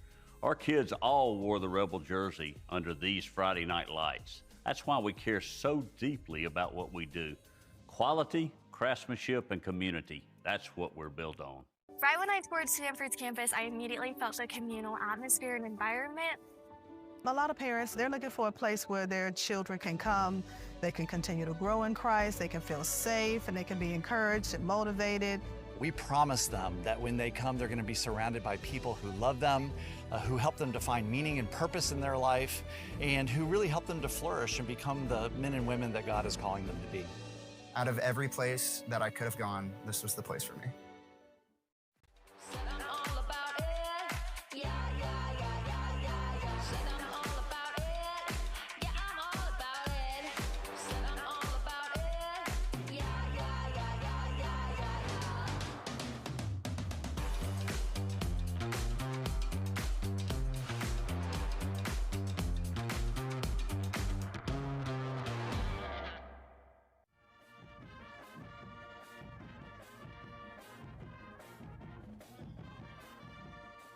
I'm Jarrell Horton, band director here at Vestavia Hills High School. And I'm Heather Palmer, and I'm the associate band director.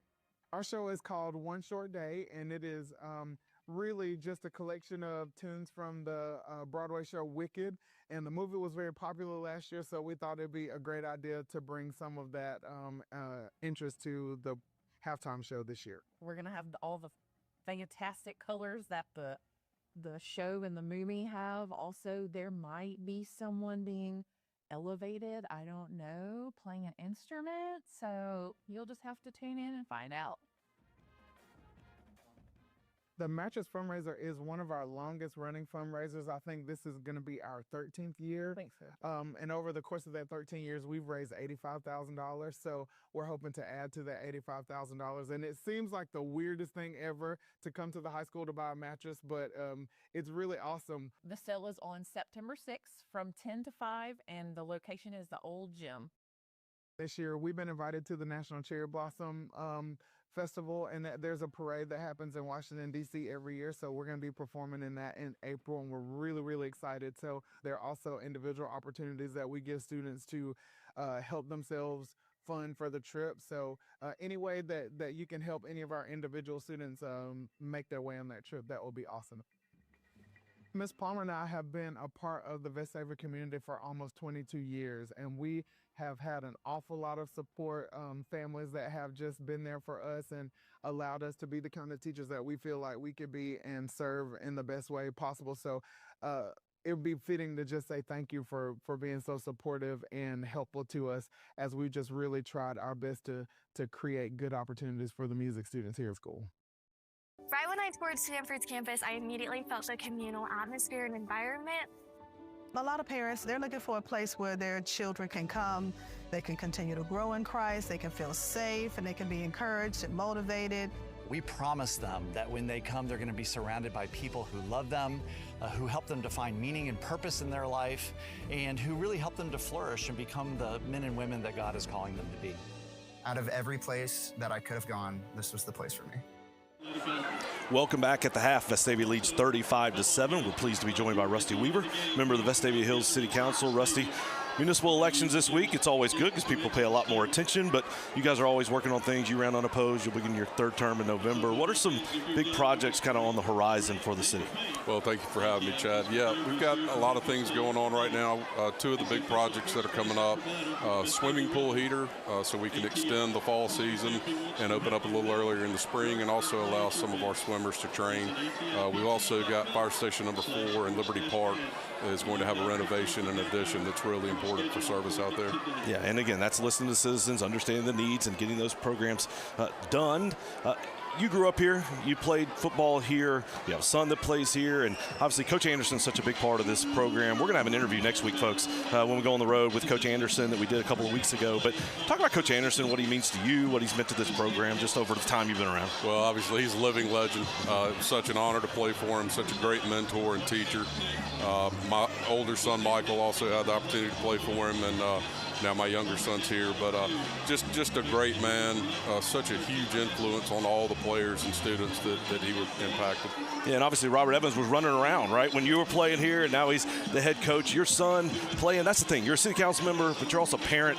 Talk about your son. He got some great carries last week, had a touchdown. It's got to be fun to watch. He did. I'm just so glad he's out there. He's overcome some injuries. He's been out for a couple of years, and he was able to return. Just to see him on the sidelines is a blessing, and to see him hit the field and get a touchdown was really amazing. Well, look, you do a ton for this program. You do a ton for the city, but we've got a lot of great sponsors that have come in and kind of gotten involved with the program, both in years past and again this year. I know you've had a big part of that. Yeah, I don't think people realize what a huge impact external fundraising has on our programs. It's a huge component of the budget, and without it, these programs can't work at the level they work. And really, the greatest impact is on player experience.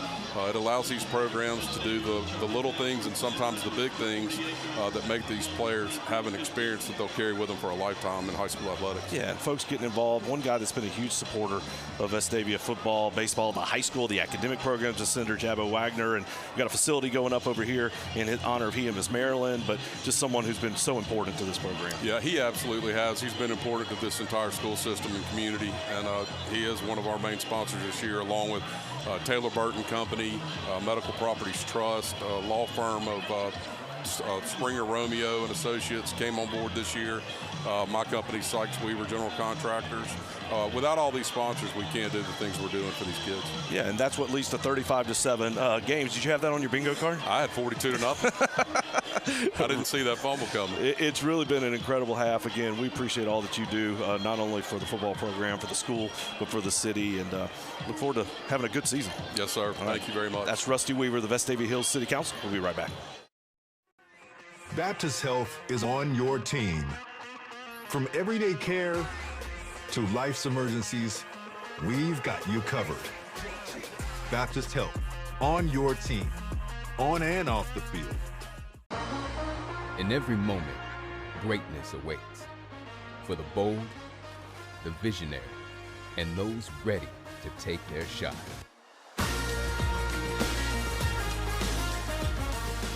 Here, we don't chase success, we define it.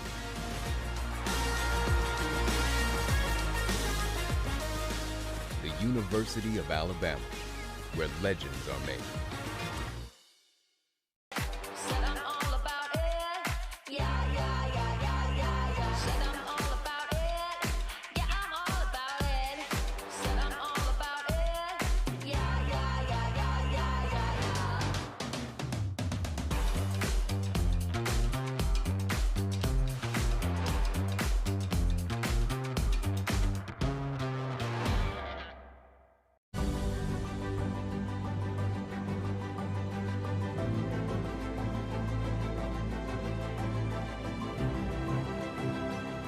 For more than 50 years, Senator Jabbo Wagner has served Alabama with honor and called Vestavia Hills home. Thank you, Senator Wagner, for your historic legacy of service. Welcome back to the halftime winding down. Had a great performance by the Vestavia Hills marching band, as they do every single week. The Vestavia football team leads 35-7. Danny, let's take a look at the stats. And look, sometimes stats are deceiving. Sometimes they tell the whole story. Total yards, 311 to 92. Vestavia, 311 yards total offense. They put up 482 last week. They're already at 311 here. Auburn with 92, and 50 of them came on that last drive right before the half. That's exactly right. I think they had 4 or 5 of their 6 first downs that last drive. Vestavia's win the turnover battle, the field position battle by 10 yards, time of possessions, but just big plays, right? I think if you're Vestavia, if you're Coach Robert Evans, you're not changing one thing. You're telling your team it's 0-0 to start the second half. Let's go win the second half. You're not going to sit on a lead. You're not going to rest on your laurels, because that first half was almost, except for the one turnover and quick drive by Auburn, maybe about as perfect of a half of football as you can play. So the odds of that repeating itself, Auburn's going to have some big plays the second half. They're going to break some runs, some passes. They're going to make some big plays on defense. So how can you kind of stay in there mentally, be mentally tough, keep the momentum going when things don't go your way like it did the first half? Because first 6 quarters of Vestavia football this year have been phenomenal. And what really is impressive to me is last week against Westside, you felt like Vestavia ran the ball very well. They ran for 289 yards on the ground, but you felt like if they wanted to throw it every single pass, they could have just sliced open that Westside secondary. Tonight, it's the way that they've run the ball. 26 carries in the first half, 105 yards on the ground, so you're averaging right at 4 yards per carry. And just the way that they've been able to really control the line of scrimmage against a really, really good Auburn defensive line. They've done a great job of pushing. Charlie Taft leads the way, 10 carries, 48 yards. Carson Purdy, 7 carries, 15 yards. Noah Boylan, 6 carries for 27 yards. He went off with that ankle. We'll have to see how he comes back. Grayson Harper through the air has had another incredible night. 7 catches, 160 yards, and a touchdown. Luke Stubbs has 3 catches for 36. And then in the air, Charlie Taft's 10 of 12, 160 and a touchdown. And Price Lemaster, who got some different action there in that first half, had the one big pass down the field to Harper. He was 46 yards on that carry. Just an outstanding half. Looking at the defensive stats for Vestavia, Greer Manow leading the way with 5 tackles. Nick Williams has 3, and Walker Hogue has 3 as well. What's just been a really, really strong first half for the Vestavia Hills Rebels. Let's look at the schedule. We talked about last year. Vestavia's schedule was the most difficult schedule in the state. We could argue, we could go back and forth, but I'll tell you, nobody played a tougher schedule than the Rebels did last year. This one was set up to be just as strong. They started out with a win over Westside, who had won a state championship 2 years ago in South Carolina and been runner-up the last year. Then they come back to Auburn, again, an Auburn team that went 10-1 last year, undefeated in the regular season.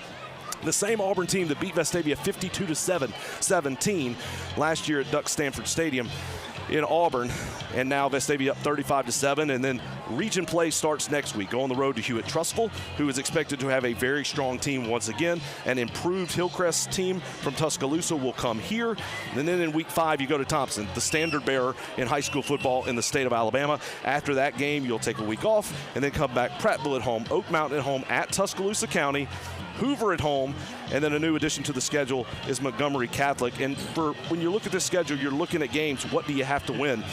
If you win that Hewitt game, you are in the driver's seat. Those are 2 teams that are supposed to compete for playoff spot. If you win that game next week, you're in a really good spot. So that's a huge game. And then it just you talk about who did I beat and who do I still have to play. It just becomes a mathematical game because there's only 4 teams getting in from each region. Yeah, that's a really good synopsis of the season.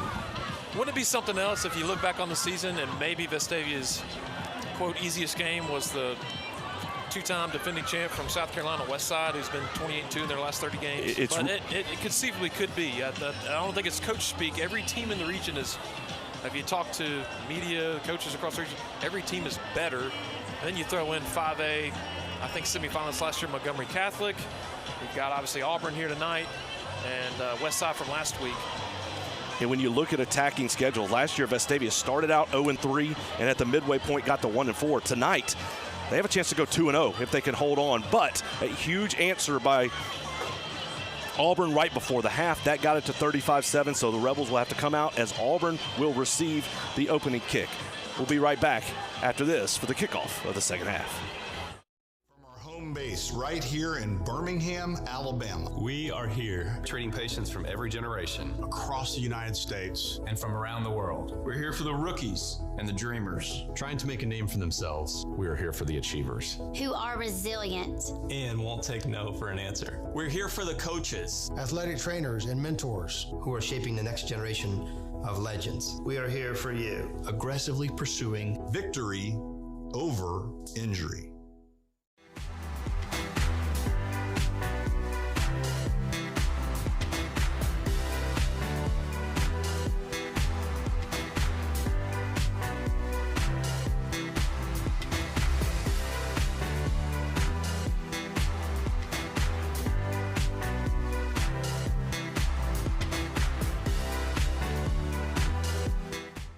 At Taylor Burton Company, we've been building and remodeling homes in Vestavia Hills since 1986. That's back when shoulder pads weren't just for football. This isn't just where we work, it's home. We live here, we raise our families here. Our kids all wore the Rebel jersey under these Friday night lights. That's why we care so deeply about what we do. Quality, craftsmanship, and community. That's what we're built on. Right when I toured Stanford's campus, I immediately felt the communal atmosphere and environment. A lot of parents, they're looking for a place where their children can come, they can continue to grow in Christ, they can feel safe, and they can be encouraged and motivated.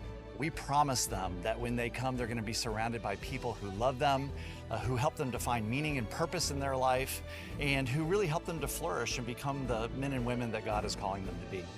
Out of every place that I could have gone, this was the place for me. Welcome back to the half. Vestavia 35, Auburn High School 7. We're just a few seconds away from the kickoff. You're watching us here on the One Rebel Athletics, Rebel Nation Sports Network. And you can join us each and every week here on the broadcast.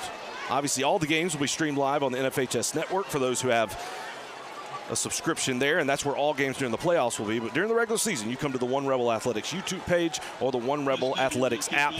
You can dial us up free all season long during the regular season. And if you've joined tonight, man, this has been an entertaining ball game, a lot of fun, a lot of action, really well played. And as big as that drive was to end the first half for Auburn, this is the drive of the ball game. All for Auburn. You go put points on the board, you got a chance. You're right back in this thing. But if Vestavia can get a stop, keep them from scoring, and then get the ball back, and they have a chance to go score and maybe put this thing away, as crazy as that seems this early in the second half. Yeah, great point, Chad. This is kind of a tone-setting drive right here. Look, when you're down 35-7, some plays don't start going your way the third quarter. That clock gets middle, deep third quarter. You start to quit a little bit. I think that's what Vestavia's trying to do, just make them kind of pack it in a little bit. So I'm watching the body language on the sideline. Whether the momentum shifts this half, and it's going to be a big drive right here to start the half. Another sky kick to the right side. Good coverage again. Vestavia not willing to take a chance to kick it down the field and give Auburn a chance to get back in. If they want to do it, they're going to have to go 65 yards down the field. I think with what you're doing on kickoffs, normally, hey, 35-yard line is a great place to start, but with the return game, the athletes Auburn has back there, I think you'll take that, you'll bottle up. The up back there receiving the kick on the sunshine kick, and you'll take that if you're Vestavia right now. Kason Myers was 12 of 16, 78 yards in the first half, no touchdowns, 2 interceptions. He's under center to start this drive, to start this second half. He's going to look short to the left. He's got pressure in the backfield by Josh Arundel. He's able to escape it, runs down the field, right at the line of scrimmage again, dribbles it, throws it down the field, and that's going to be a touchdown Auburn on the first play of the second half. That's a really nice play by the quarterback, Kason Myers. Almost lost his balance there, got tripped up. Made a play outside the pocket. Receiver gets behind the secondary on the scramble play. And as well as Vestavia has played, there have just been a few plays here and there where they just didn't quite finish a play, and that's led to a big opportunity, the most notable being the fumble right before the half, and then obviously there had a chance to get a sack in the backfield. Great athletic play by Myers to escape, keep his eyes down the field, deliver that pass to Welch, and just like that, it's 35-14. We'll take a break. We'll be right back. Right here in Birmingham, Alabama. We are here treating patients from every generation Across the United States and from around the world. We're here for the rookies and the dreamers, trying to make a name for themselves. We are here for the achievers who are resilient and won't take no for an answer. We're here for the coaches, athletic trainers, and mentors who are shaping the next generation of legends. We are here for you, aggressively pursuing victory over injury. It felt like Auburn had to get some points on that drive to give themselves a chance in this ball game. They did it, and just like that, you're down 3 scores, and this feels like a completely different ball game as a result of that play. Only 19 seconds ran off the clock. Chad, if you're the Vestavia offense, Coach Franklin, Auburn really hasn't stopped you all night. They got 1 turnover there.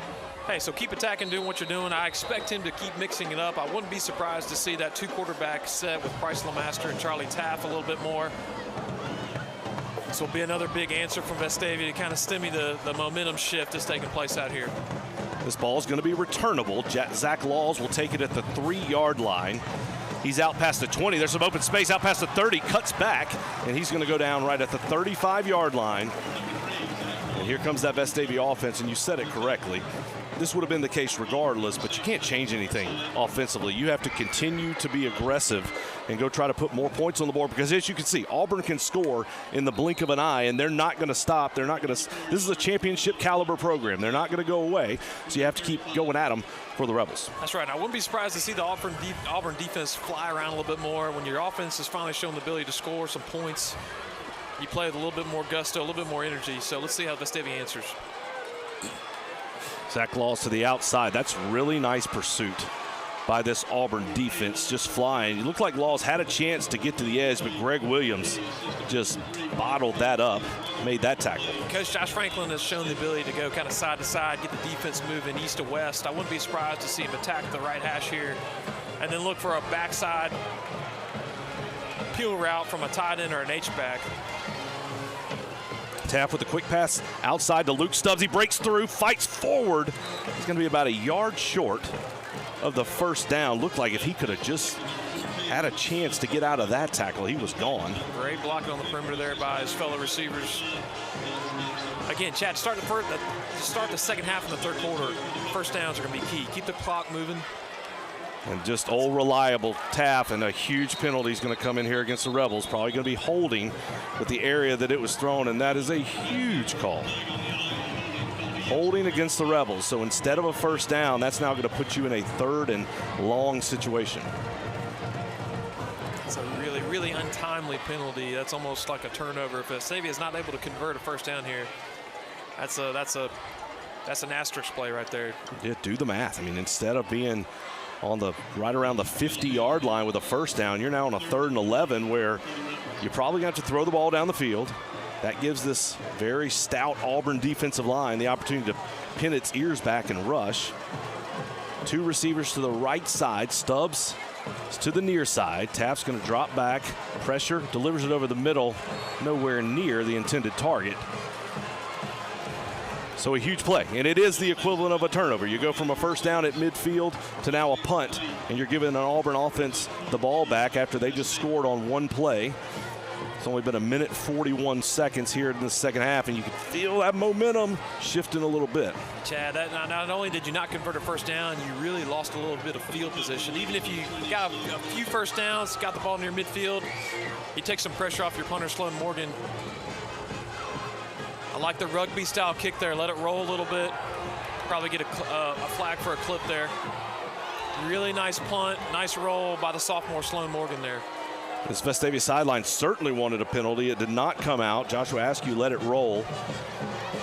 Decent field position for the Tigers. They're going to set it up right at the 23-yard line. And Chad, the last play really didn't blow a coverage. That was kind of a scramble play. It's kind of a sandlot scramble, go find an open space. Receivers are kind of doing a fire route. Quarterback made a play, got outside the pocket. But so far, they've been able to limit the chunk plays. Let's see if the cover 2 can kind of keep everything in front of them and see if Auburn can establish a run game. Auburn going to stay in that pocket, deliver a nice crossing route over the middle. Going to get that pass to Levi Kelly. He does a nice job of finishing the route, picks up 8 yards. And now Auburn very quickly back to the line of scrimmage. They've used tempo last week as well, but now given the score, that's going to put them in a little faster tempo than maybe they typically would be. Motion comes to the near side. Myers keeps it, takes a shot, fights forward. He's going to be just shy of the first down, but that could have been a play that had been a loss of a couple. Instead, it turns into a gain of 1, and then I'll make it 3rd and 1. Yeah, really nice play by Myers, taking a 3-4 yard loss into a 1 yard gain, giving them 3rd and 1, a manageable 3rd down. Chad, just looking at the set, they were going to spread offense, reminded us what Westside did last week, or Thompson. I think they've almost abandoned the running game at this point. Quick out route. Nice read by Richardson, comes up and makes the tackle, but a nice play call as well by Auburn. Gets it to Jaden King. Needed 1, they picked up 3, and they'll move the chains for Auburn.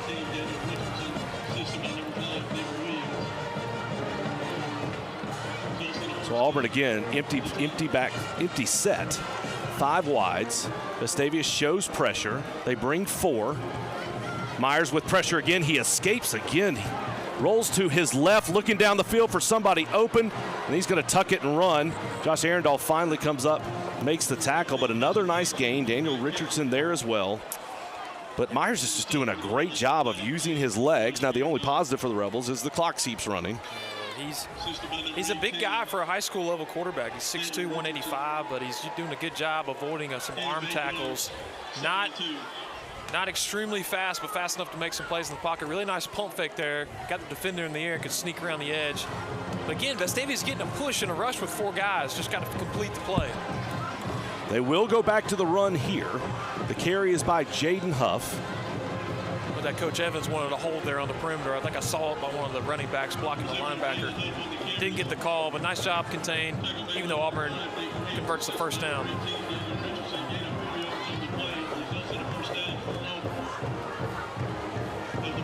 First down and 10, 49-yard line. Auburn looking to move into Vestavia Hills territory. Vestavia showing 3 down linemen, nickel in the secondary. Coach Evans now participated in the play calls. Taking time, play clock down to 5. Myers looking at his armband, he takes the snap. More pressure by the Rebels. Wrapped him up, he gets out again and finally goes down. Ball comes out. Recovered by Vestavia. They're gonna say he was down before the ball came out. So Auburn gets another break there, but great pressure in the backfield by the Rebels. Dialing up the pressure, get into the backfield. That could have been a huge swing in this ball game. Instead, Myers let it go, but was able to get back on it. I'd like to see the replay of that. That was a really close fumble. Referee was right on top of it, caught his knee down. But again, Myers has shown the ability to escape a tackle. You have to gang tackle. Looks like Liam Bariska was back there. Hard to tell. Happened pretty quickly, but that's now 2nd and 20. And Myers, as he has been, stays in the pocket, sits back. He delivers it over the middle. Short pass. Nice job by the Rebels to pursue the football. Make a tackle. Going to be a gain of 4. Antonio Welch. Nice job of keeping the ball inside, letting your help side come, gang tackle the ball. Again, Auburn's got about 4 or 5 guys in addition to Askew that are threats down the field. Quick twitch guys, slot receivers with some speed. They've got a lot of weapons on offense. They've done a good job limiting those throws. 3rd and 16. Rebels with pressure again. Slip screen underneath. Nice recognition and recovery. Haynes Bridges with the tackle. That's going to bring up a 4th down. That was a great play call for the blitz. Haynes Bridges did a great job reading it. A better pass. I'm not sure if they still convert that first down. Pass a little high and delayed a little bit, but a great answer by the Vestavia defense. Again, great job by Bridges to read the play, react, and go make that tackle on the screen play.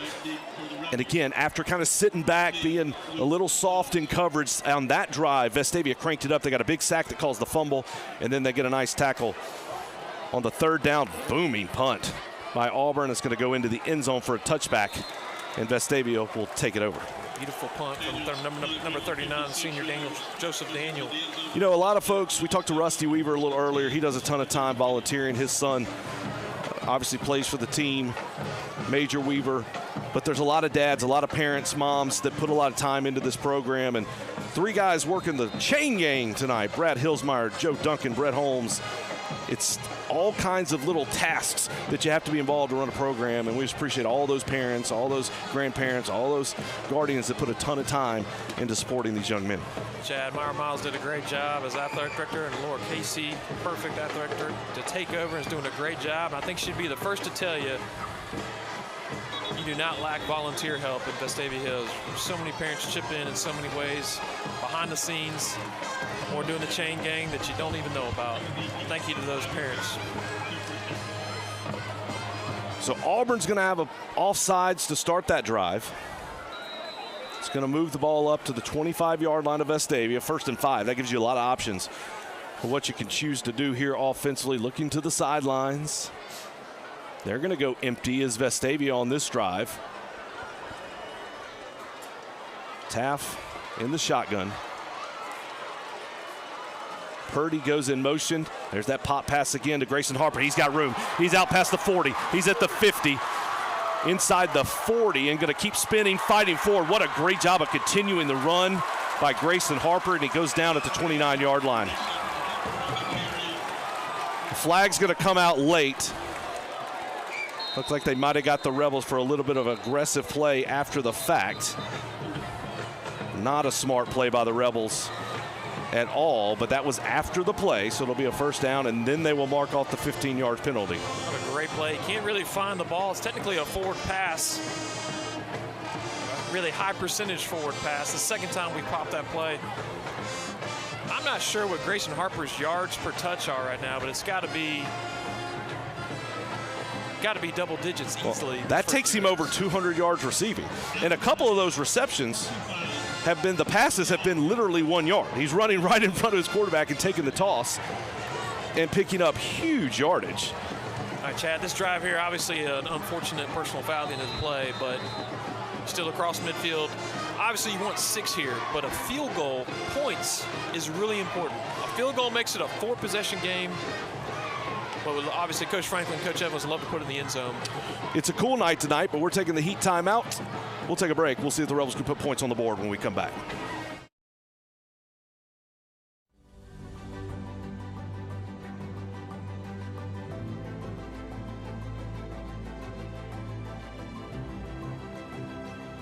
For more than 50 years, Senator Jabba Wagner has served Alabama with honor and called Vestavia Hills home. Thank you, Senator Wagner, for your historic legacy of service. 5 minutes, 58 seconds to go in the 3rd quarter. Vestavia leads Auburn 35-14. It's a top 10 matchup in Class 7A football in the state of Alabama. Auburn came in ranked number 3. Vestavia came in ranked number 7. Vestavia played the first 28 minutes of this ball game about as well as you could possibly play them. Auburn has done a nice job. They've clawed back. They've scored the last 2 touchdowns to cut it to a 21-point lead. Vestavia is now driving. They had gotten it all the way down inside the 30. A dead ball personal foul brings it back to the 44, where it'll be 1st and 10 for the Rebels. Taft's going to look down the field to throw the ball. Nowhere to go. Covered. Flag comes out. Now Taft's going to roll, still looking down the sideline. What a great job to escape and get outside the 10-yard line. Now the helmet came off of Will Gwatney.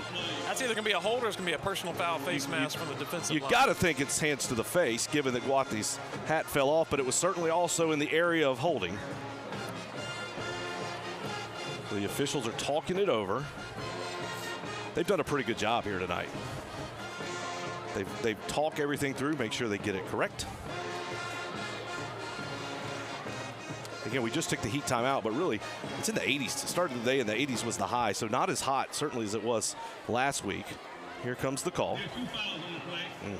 Illegal hands to the face on the defense, holding on the offense, no penalty offset, replay first down. So that 9-yard gain by Charlie Taff is negated because of offsetting penalties. And that's just one thing. When you get tired, it's easy to reach out and grab. We've seen several holding calls by the Rebels here in this half. I guess 2 in particular that have been pretty harmful, as well as the personal foul. So penalties starting to add up and really hurt the Rebels. 1st and 10 again from the 44. There's that pop pass again. This time it's to Luke Stubbs. He's going to go down at the 39-yard line. There is so much misdirection and counter and pulling and blocking on that play. I'm starting to notice it when it happens, and I still can't find the ball carrier. And it's just new school football. The blocking scheme is still counter. It's still counter. It's pulling the guard, pulling the tackle. It's the same blocking scheme. It's just the way you get to it. It's the new look. And so that's what Josh Franklin does so well. Carson Purdy, oh goodness, nice play in the backfield there. Gave it to Carson Purdy. coming left, and a nice job of reading that play, coming up and making the tackle by Cameron Creighton. One of the few negative yardage plays for the offense tonight. Chad, you just mentioned it. Even that little pitch pass forward, it's like a zone read. You're just getting the ball to the slot back or the H-back quicker in a different manner. This time, Vestavia has trips to the top side of the field. Taft's looking to the sidelines. He's got Carson Purdy to his right, Will Ainsworth at the tight end spot. Purdy's now going to come shift to the left side, so empty backfield for the Rebels. Play clock down to 9. Taft looks quick down the field. He's going to escape to the outside. He's going to roll back. He's got an open receiver. Lofts it up to Purdy. Oh, just off his hands. That's a great eyes down the field, great vision. Chad, that's one of the few times I've seen us get up to the line and Coach Franklin audible the play in with 20 seconds left on the clock. So he's seeing something. He wants to change.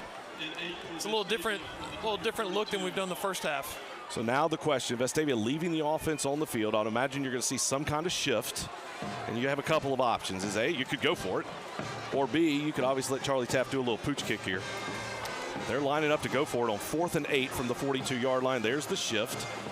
Now they're going to run the punt team on the field right about now. Offsides got him. So well executed that time by Vestavia. Elijah Scott jumped offside, so that's going to give the Rebels 5 yards, or should give the Rebels 5 yards. It's much more manageable 4th and 3. You got a lot more play calls with a higher percentage to convert than a 4th and 8. Yeah, now you're going to go for it. Whoa. What is that call? Coach Evans obviously not happy. So look, everyone was set. The Vestavia offense was running sideways off the field, and the Auburn defender came running across the line of scrimmage. Obviously, Coach Evans would love an explanation of that play. I don't think he's going to waste a timeout to get it, but a tough break there for the Rebels. Chad, go back to that last 3rd down play. That was about a few. That was a great effort by Carson Purdy. Had his fingertips on it. Almost a great scramble and touch throw by Charlie Taft. Just couldn't make the play. Nice punt by Sloan Morgan. It's going to hit at the 15. It's going to roll. Be down at the 7-yard line by Matthew Patillo. Looked like that ball had a chance to roll a little bit more. They're going to mark it. Get 2 different marks by the officials. They're going to put it down at the 8-yard line. And so Auburn will take over. 1st and 10 at the 8. 4 minutes, 11 seconds to go in the 3rd quarter. And partner, we talked about priority getting points on that drive. We didn't get it, but you chewed up about 4 to 5 minutes off the clock, and you got them back inside their own 10. Still not in a bad position, up 3 scores. I would have loved some points there, but again, hey, you're in control of this game. You're in control of this game if you're Coach Evans. You can attack, you can play like it, you can keep calling plays with the 3-touchdown lead. And that time it's Myers is going to keep the ball. So this was a similar set to where they threw the interception earlier in the ballgame. They had a kind of a triangle set to the left side. They actually had Vestavia outflanked. There was only 2 defenders and 3 runs. You saw a guy release down the field, and instead Myers took it on a quarterback draw. A really nice job by your neighbor, Paxton Ussery. He just stood up the offensive tackle there. No lane for the quarterback to run. It was a quarterback draw all the way, and a really nice job. The defensive line's done a great job tonight, pushing that line of scrimmage back. Oof. And that's another just missed pass by Myers. He had a wide open receiver running across the field, Askew, and he just missed him. Chad, he took that snap about the 3-yard line on the extra point hash and threw it from about 2 yards. He's backing up every play because that line of scrimmage is getting pushed back. So again, you might not see it in the stats, but the defensive line just with enough pressure to throw that pass off a little bit. Quarterback throws off the back foot, a lot different accuracy than he's sitting and throwing off his front foot. And we'll see if Vestavia brings pressure. They're showing 6. They'll move anything out. They drop out, only bring 4. Have a stun up front. They're getting pressure on Myers. He slips down. He tries to get out of the pocket. Contact made by Haynes Bridges right at the goal line. They're going to spot him just outside, just inside the 1. Forward progress just inside the 1-yard line. Side judge had it from the And just great pressure once again. Haynes Bridges got there, but that is Vestavia rushing 4 against this Auburn offensive line and getting to the quarterback once again. Chad, like you mentioned it, I think the stunts are confusing the Auburn offensive line. They haven't seemed to handle it well, knowing who to pick up. A lot of confusion in that interior offensive line for Auburn on those stunts on 3rd down. If you're Luke Stubbs here, a big play, a touchdown's great. Catch the ball. Don't let the ball roll past you. And he's got a chance. Ball hits the ground inside the 40 to the 35. He's going to go out of bounds at the 32, and you're exactly right. Great job. Get north-south. Don't fumble the ball. Don't let it roll. That was a nice job by Stubbs. Good coverage there by Auburn down the field. Good tackle by Will Lee. Great answer by the Vestavia defense. And this is the chance for Vestavia. 2 minutes, 37 seconds left to go in the 3rd quarter. You've got the momentum. You've got great field position. You've really shot yourself in the foot with some bad penalties on the last 2 drives. Can you get a touchdown and kind of extend that lead, give yourself a little comfort? Got to have points here. Taff carries it inside the 25, spins just right at the sticks. I think they're going to give him the 1st down. So 10 yards on 1st down by Charlie Taff, who continues to run the ball so effectively well for the Rebels. Following his blockers, he has 11 carries for 58 yards and a touchdown so far tonight. They're going to say, well, they're showing 2nd down. That great chain crew we just talked about. Now they're going to flip it to 1st and move the chains for a 1st down. Bart, I want to talk about something I want to highlight an interview you did with Coach Evans prior to the season where you talked about some of the season outlook things. And I want to go back to something Coach Evans said. They studied in the offseason, and I'm an FCS guy. They studied, it's going to sound a little foreign to some of our listeners, South Dakota State and Montana State. 2 of the best in that division. Had some of the best in that division. They had 2 really good quarterbacks and how they got them on the field at the same time. And I think you're going to see that throughout the season. And I'm looking for that this 3rd, 4th quarter. So Taff acts like he's going to run. He tucks it, wants to throw it. He gets loose, wide open across the field. Carson Purdy with the catch. Touchdown, Rebels. There is a flag in the backfield. I think they're going to get the Rebels for holding once again, and they will. Nonetheless, that was a great scramble and a great throw. That was a fake the run, come back, try to throw. As Taff came back, the receivers were covered. He then bought time by scrambling, and then that allowed Purdy to break free, found him across the middle field for the touchdown. But for the 3rd drive in a row, a huge penalty against the Rebels pushes them back. 1st down again. I look for them to run here, get some positive yardage. You're just outside of field goal range here. Again, I'm thinking like a special teamer. You got to have points this drive. What you can't do is take penalties, get backed up to the 35, 40, and have to punt again. Get positive yardage, get back inside the 20, so if you don't convert a 1st down, you've got a good opportunity for the young sophomore Sloan Morgan to come put 3 on the board. That'd be big right here. Taff goes under center. He's going to roll to his right. He's got a man open. Delivered once again to Harper. He slips just at the 20-yard line. They're going to mark him at the 21. So that gets back to where you started. So it's going to be 2nd and 10. Chad, I'll say it again. I'm not sure, as dangerous as Grayson Harper has been, he hasn't had a defender within 7 to 8 yards of him several times tonight. Pre-snap, motion, play calling. It's just been an outstanding job, a clinic by offensive coordinator Josh Franklin. What a weapon number 8's been. We haven't called 88's name tonight, Will Ainsworth. I'll look for him down here to maybe slip out the backside. Again, I love the offense. You can't key in on one guy. Stubbs, Law on the perimeter, and you got a stable of running backs, not to mention your quarterback, who might be your best back running the ball. Taff keeps it there. He fights just to the 22-yard line. Noah Boylan has not been back in the game since hurting his ankle. I look down, he actually has his pads off, so he's probably done for the night. He looks to be walking around, so not on crutches or anything like that, but he's still limping and his pads are off, so he's out. Looks like it's going to be Purdy for the rest of the game, but obviously Charlie Taff a huge part of that run game as well. So now you're looking at a 3rd and 6, 17-yard line. Depending on what happens here, that'll obviously make Coach Evans can make a decision after that. Taff's going to take the snap, going to fake to Purdy, throw it across the middle. Ball is thrown behind Grayson Harper and incomplete. If he could have led him, it's certainly a 1st down and an opportunity for a touchdown. So now decision time for Coach Evans. We talked about kind of the range of Sloan Morgan and what he felt comfortable with. This is going to be about a 35-yard field goal attempt. Yeah, been able to watch Sloan Morgan a little bit just in warm-ups and what he did last week, but he's got a really nice stroke. Again, a saying in the kicking world, every kick's an extra point, man. Don't change a thing, whether you're kicking from 42, 25, or an extra point. Well, they're going to spot it at the 24, 34-yard attempt from the dead middle. Kick is up. It is good, no good.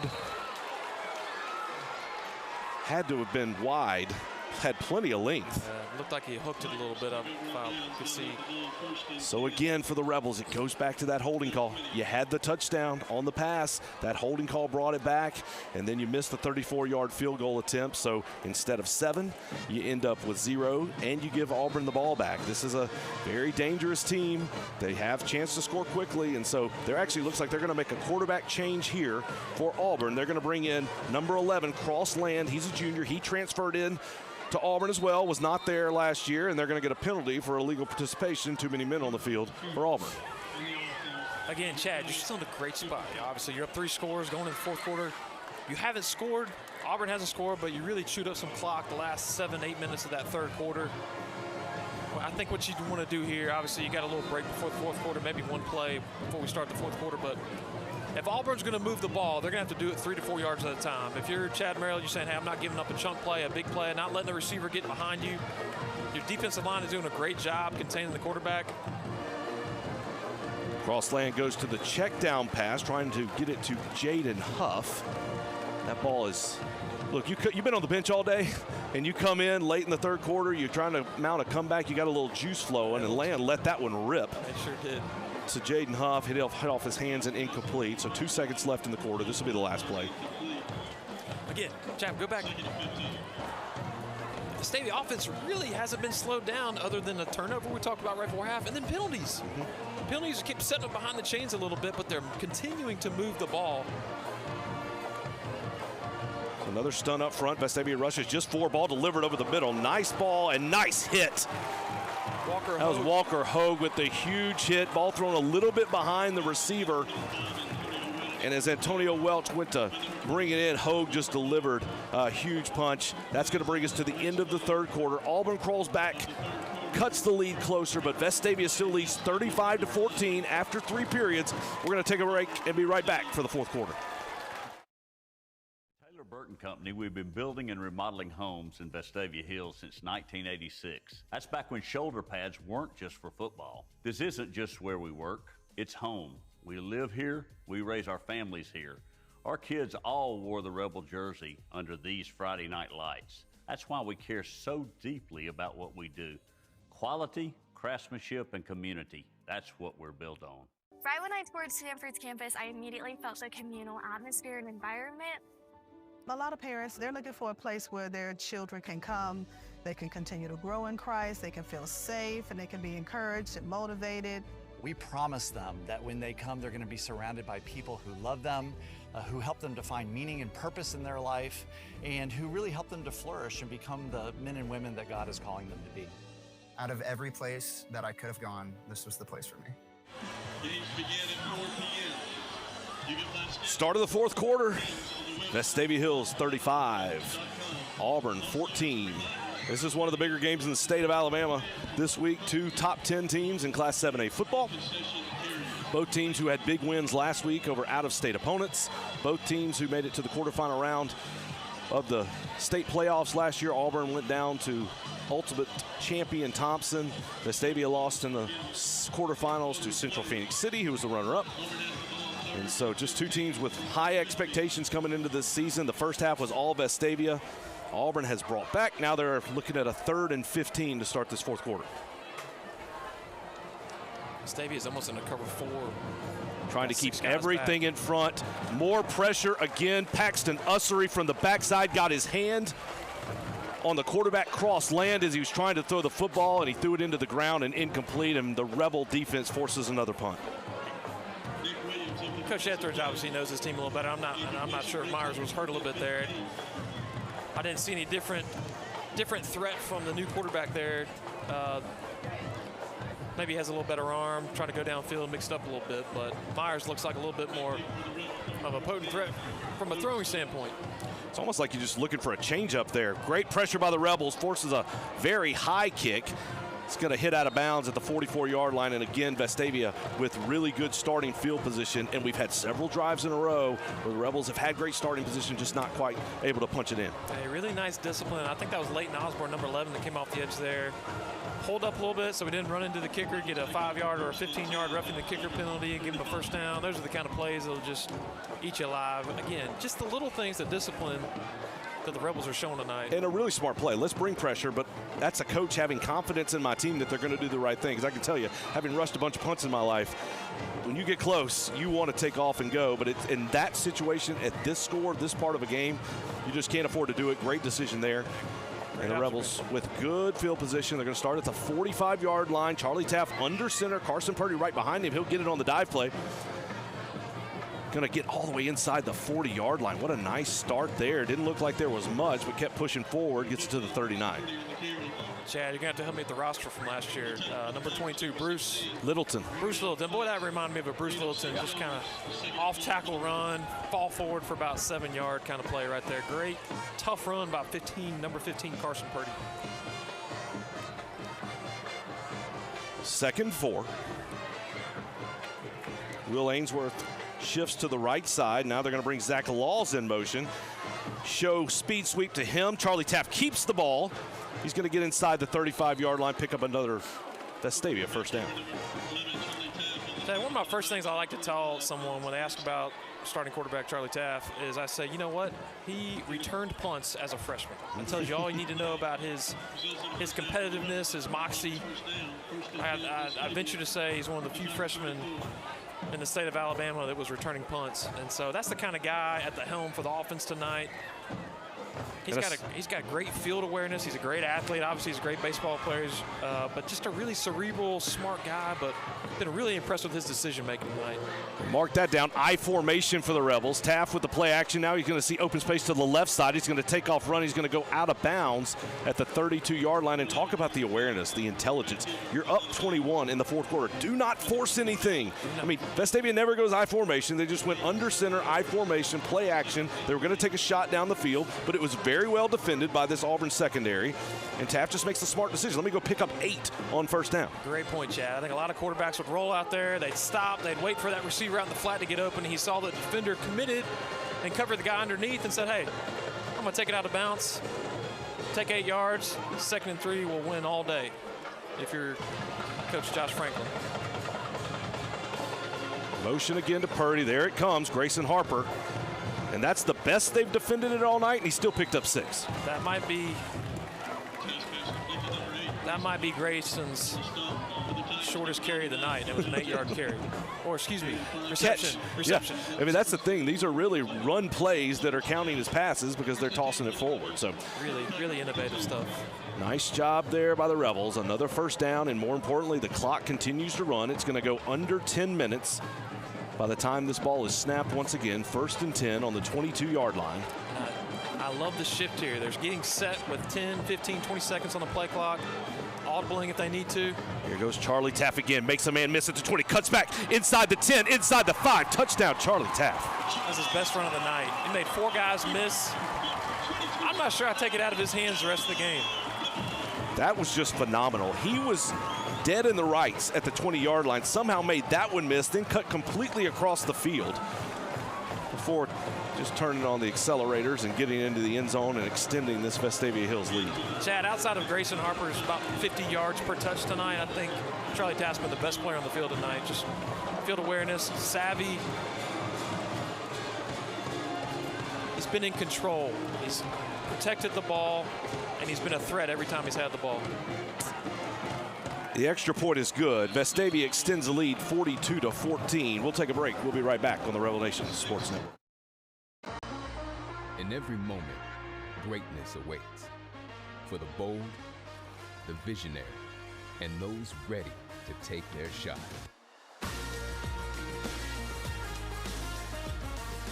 Here, we don't chase success, we define it.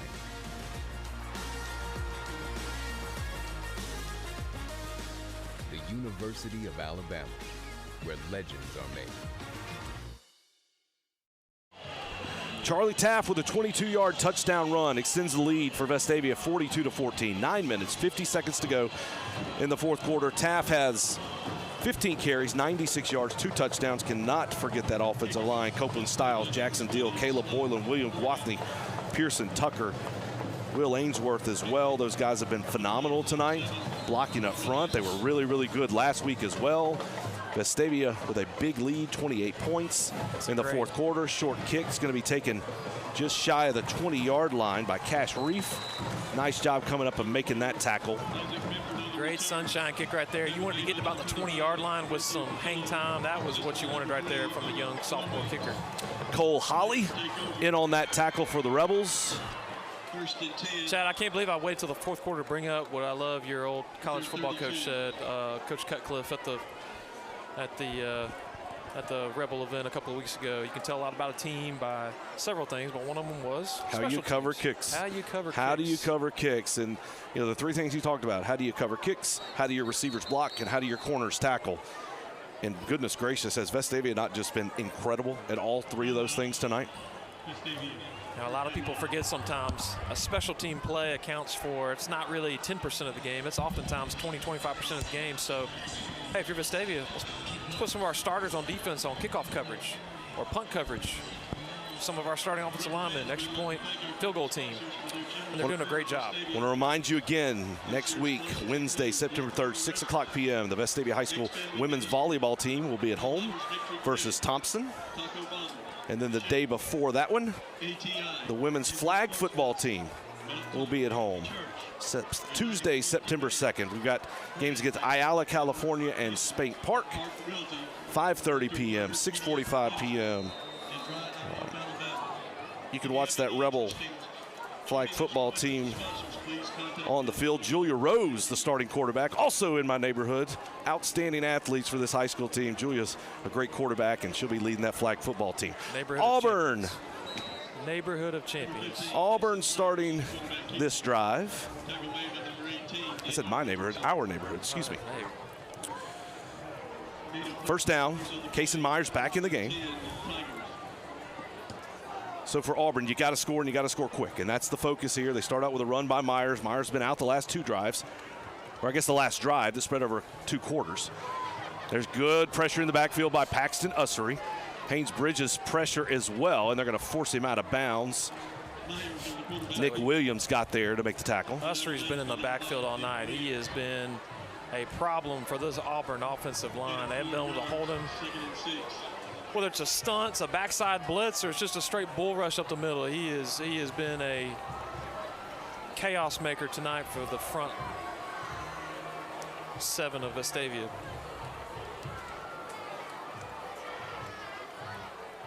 Myers going to keep the ball again.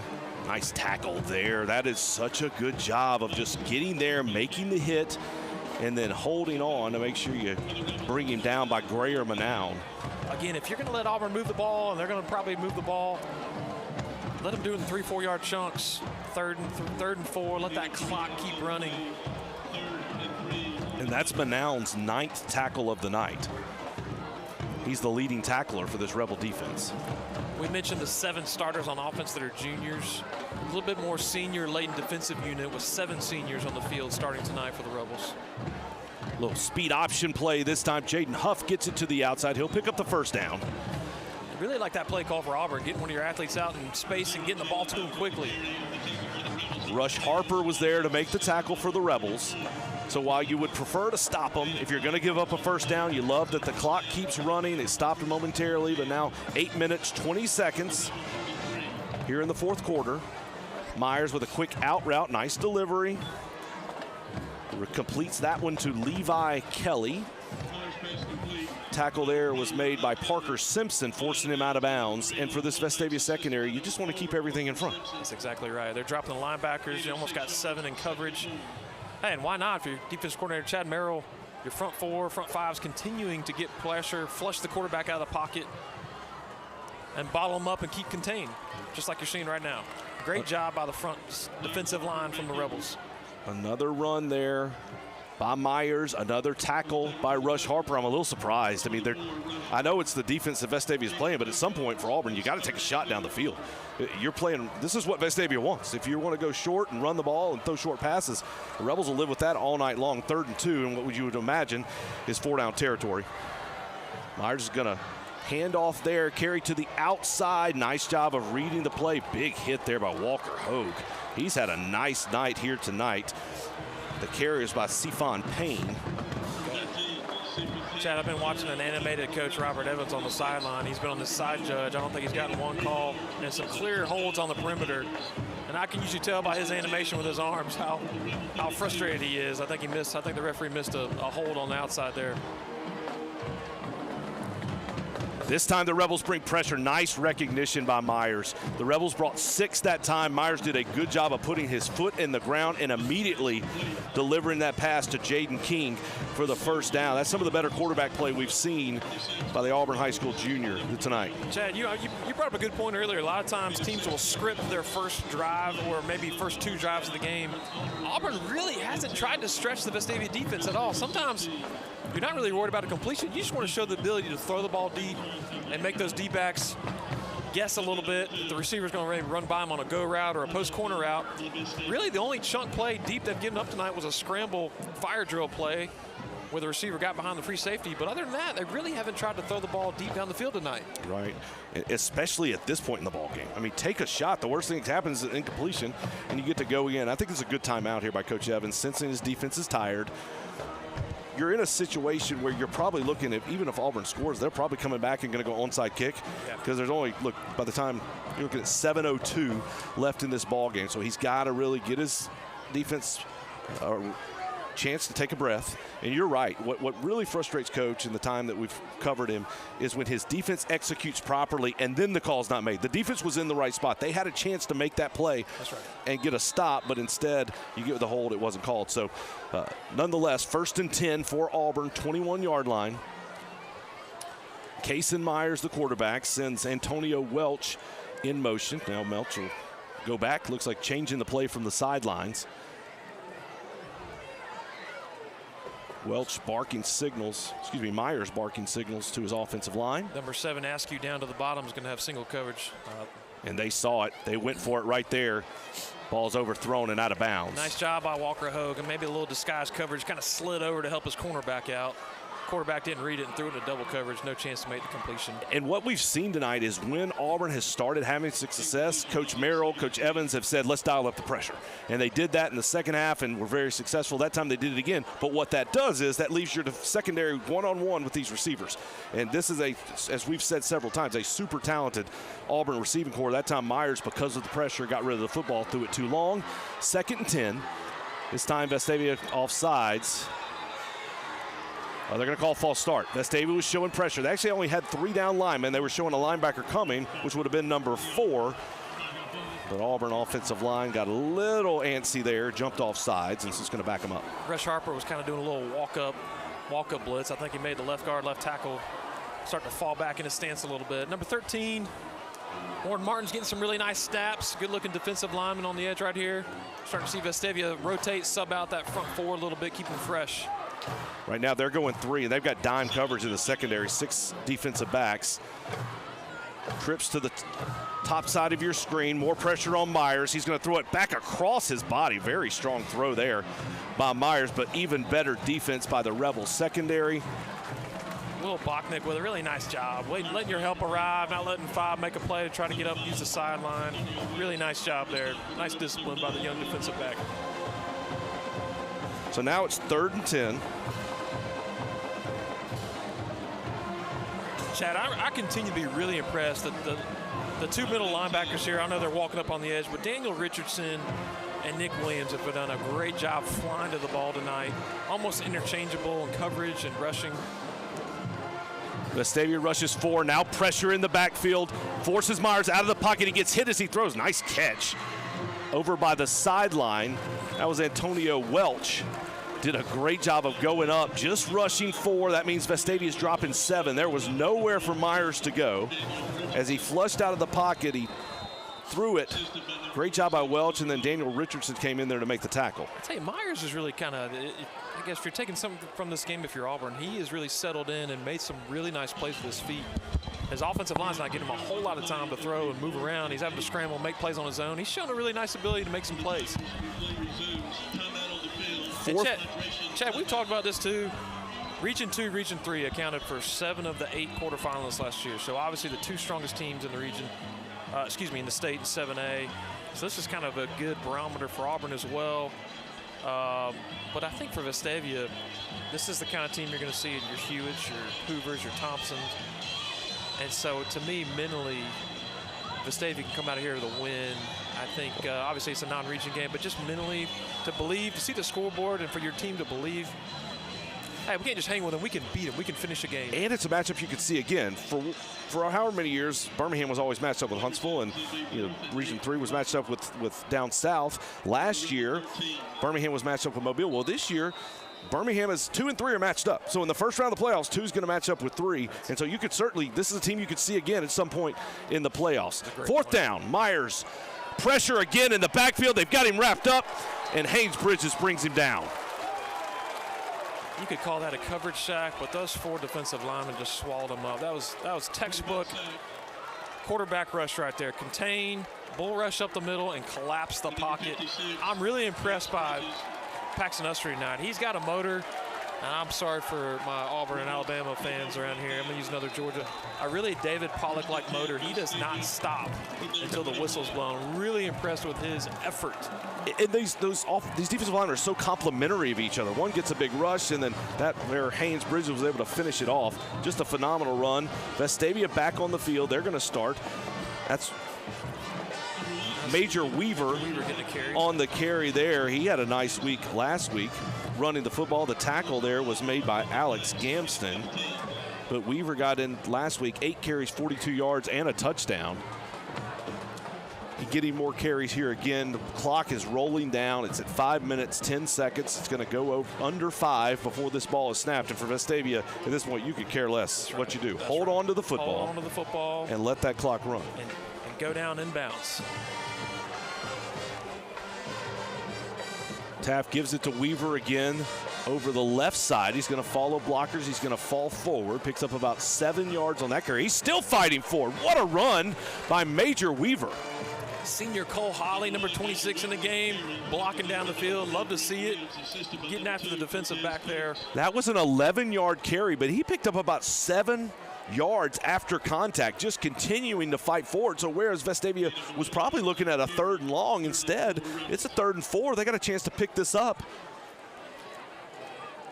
And anytime you're able to pick up the first down, you can run another 2 minutes off the clock. So huge for the Rebels here. You're seeing Vestavia working number 10, Hayes Hudson here. As we just mentioned, number 26, Cole Holly. Major Weaver getting some reps. Getting some really good reps for the second-team guys right here. Play clock down to 2-1, snap. Give it to Major Weaver again. He fights forward. Look at him continue to fight. He's going to be just shy of that first down. It's going to be 4th down and 1 at the 30-yard line. And I think Coach Evans probably going to let this clock run down as long as he can. They may try to see if they can get him to jump off sides again. They will send the punt team out. You're on the left hash here, so this should be a really patented opportunity for Sloan Morgan to do his rugby style, run out to the right. A lot of times, Chad, if they scheme this, if the defense isn't rushing, hold on to that ball, keep carrying it. I know we're not going to go for it here on a fake punt, but that's why I love the rugby style, soccer style kick right here. Even if you kick it out of bounds. Great kick. Don't want to give them a kick. chance to get back in. Perfect job. Lets them get down the field. Several defenders, and with 3 minutes and 5 seconds left, that ball will be downed at the Auburn 37-yard line. And if you were wondering last week, well, maybe that West Side team wasn't as good as we expected them to be. Don't know. We'll have to see how the season plays out. Was that a fluke, or did Vestavia for real? If you see tonight, Vestavia's for real. I mean, they have been incredible tonight. They dominated the first half, win at 35-7, and the teams have traded touchdowns here in this half. But Vestavia has controlled this from the get-go. They've outgained Auburn 445 to 224. You know, in every sport, Chad, We'll pick back up after this play. Myers keeps the ball again on essentially a zone read there. And football, especially week 1, you have to sit back. You can overreact, you can underreact. Maybe the team you beat's not as good. Maybe they're better than people think they are. Week 2 and 3, you start to find out, okay, they're for real. I'm sure Westside might look at this score tonight and go, hey, I don't feel so bad about our week 1 loss to begin with, because this is a great team. Maybe the most impressive thing, Chad, is the line of scrimmage. Vestavia has dominated the line of scrimmage. Nice throw there by Myers to the sideline. Flag comes out late after the tackle by Owen Wilbanks. Not sure what the penalty would have been. It was a nice throw and catch and then a good contact there. Either the receiver stepped out of bounds or they're calling a late hit. Maybe if he caught it, but that's certainly not. He was right there on the sideline. That'd be a tough call to make because he looked like he was in bounds. I don't think he expected defensive back not to tackle him there. Yeah, legal touching.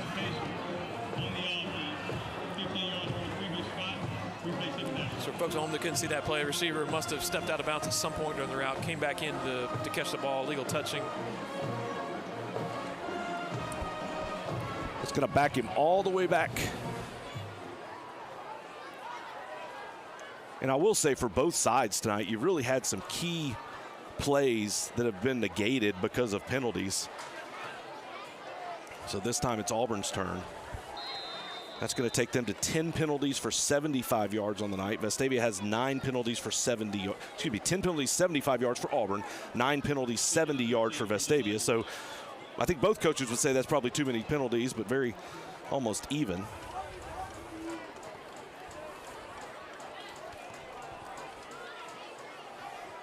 Second down, quick pass, and another nice tackle there by the Rebels. Well defended.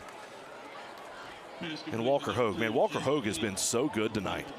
Really impressed with some of the first-year starters on that defensive secondary unit, making tackles in the open field. Auburn's probably the best weapons are some of their slot backs, the receivers, as we've mentioned before. They haven't really had a lot of space to create once they've caught the ball.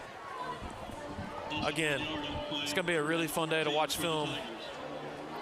If you're the Vestavia football team, a lot of great plays made tonight. Some seen, some unseen in the stats, but very disciplined, well-coached performance tonight from the Rebels. You see Vestavia has 7 members of the secondary sitting back at midfield, and one of those is going to get an interception, and it might as well be Walker Hogue. Just adds on to his outstanding night. He's going to roll it back out to the 41, and that's going to do it.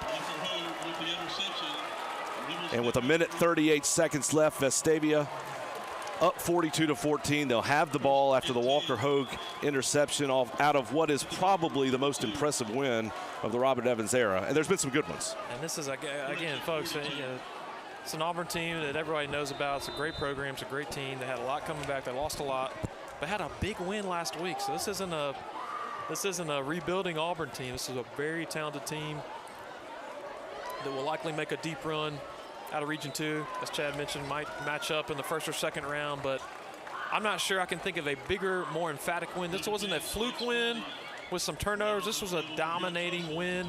Line of scrimmage, chunk plays, explosion plays, out-coached, out-executed. Very impressive performance from the Rebels tonight against, again, one of the top teams in the state. I think Auburn's a little shell-shocked right now what they walked into. Second down to 10. Obviously, Vestavia's just going to take a knee. So the stats are going to get a little worse. Vestavia started this drive with 445 yards of total offense. Took a knee on first down, took a knee on second down. It's going to back it up another 5, but losing yardage never felt so good. Chad, you mentioned getting a start, getting some belief. I think once in the past 5 years, again, because of that schedule, Vestavia hasn't started 2-0, except I think for the 21-22 season, they beat Mountain Brook at home with the start. But against Westside and Auburn, what a start to the season as you head into region play next week, I believe. Next week at Hewitt-Trussville, and the momentum is real. And you can see it on the sideline for this Vestavia team. They felt like they had a chance coming in. You're looking for that springboard, what's going to get you going. And this is just a huge win. So now the question remains, what's next for this Rebel football team? Because this was an outstanding performance from the first snap of the ball game until the end. Just a complete dominant win for the Rebels against the number 3 team in the state, the Auburn Tigers, a team that beat them 52-17 last year. And Vestavia came in and just played a complete football game, despite the fact that they had some huge penalties that hurt them. They had a couple turnovers that hurt them, that gave Auburn a chance to get back in the football game, but ultimately the Rebels did enough. This is an Auburn team under Coach Keith Etheridge that's going to make some noise this season, and this is a big-time win for the Rebels. Absolutely, Chad.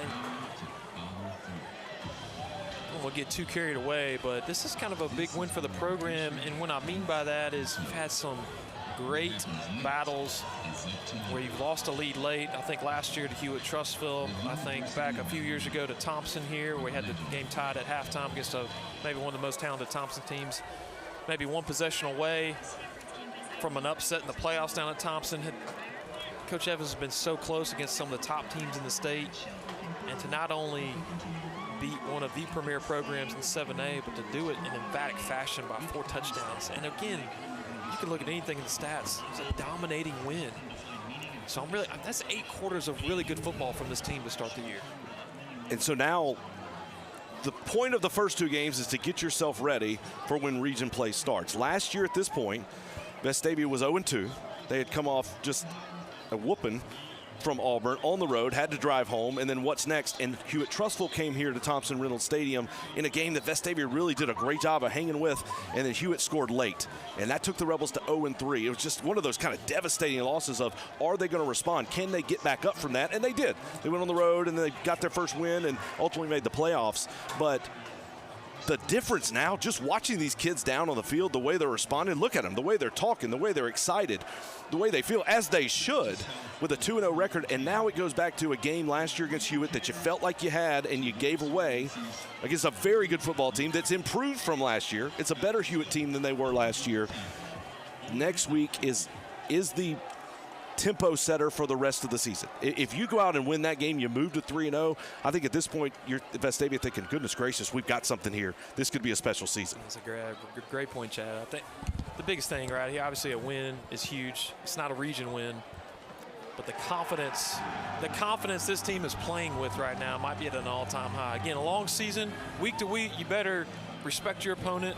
Every team in the region can beat you. Obviously, the non-region teams are talented. We've talked about that before. But what a great start to the season against 2 really quality opponents. And again, the confidence, belief, you can see how they were playing tonight. They expected to make big plays. And Chad, one other thing to point out, maybe the biggest thing, if you can get Noah Boylan healed up. I haven't seen many injuries yet, so you've been fortunate. You're pretty healthy going into Hewitt. Get Noah Boylan healed up. But you couldn't ask for a better 2-0 start to the season against 2 quality opponents like you've had on a beautiful Labor Day weekend Thursday night. And you watch down there, the student body can feel it too. I mean, everybody can tell this feels a little bit different. And instead of 0-2 and ultimately 0-3 last season, the Rebels are now 2-0. They're going to move up in the polls. They're going to go from number 7 to, we'll see how high they go after defeating number 3. And this season just got a lot more fun, a lot more exciting, as the potential and the opportunities are big. As Vestavia gets the victory tonight, 42-14 over Auburn High School on a Thursday night Class 7A football game. Again, it's a Labor Day weekend. School's out on Monday, so I hope everybody has a great season or a great weekend. And we just want to thank you for joining us here tonight to kick off the weekend on what, again, great weather here tonight. We want to thank John Versiglio, Abby Gillette, for running this show, producing it, doing everything behind the scenes. Some great students running these cameras all night long have done a phenomenal job. Stephen Gill, Roger Jackson on the stats, Laura Casey for organizing everything, letting us be a part of this broadcast. And you, Danny Marshall, thanks for pinch hitting, jumping in for Jim Dunaway, who was off on assignment with his show. He'll be back next week, but you did an outstanding job, and appreciate you. Again, this is the 4th season in a row where you've jumped in here and done a game, and thank you. Chad, glad you mentioned the teams. A team effort here at Vestavia Hills. And you do a great job with it, and Jim did a phenomenal job. Jim, we missed you. Hope you have a great weekend. Look forward to seeing you back next week. And I can't watch. I might head over to Trussville. No, is it a home game? It's on the road.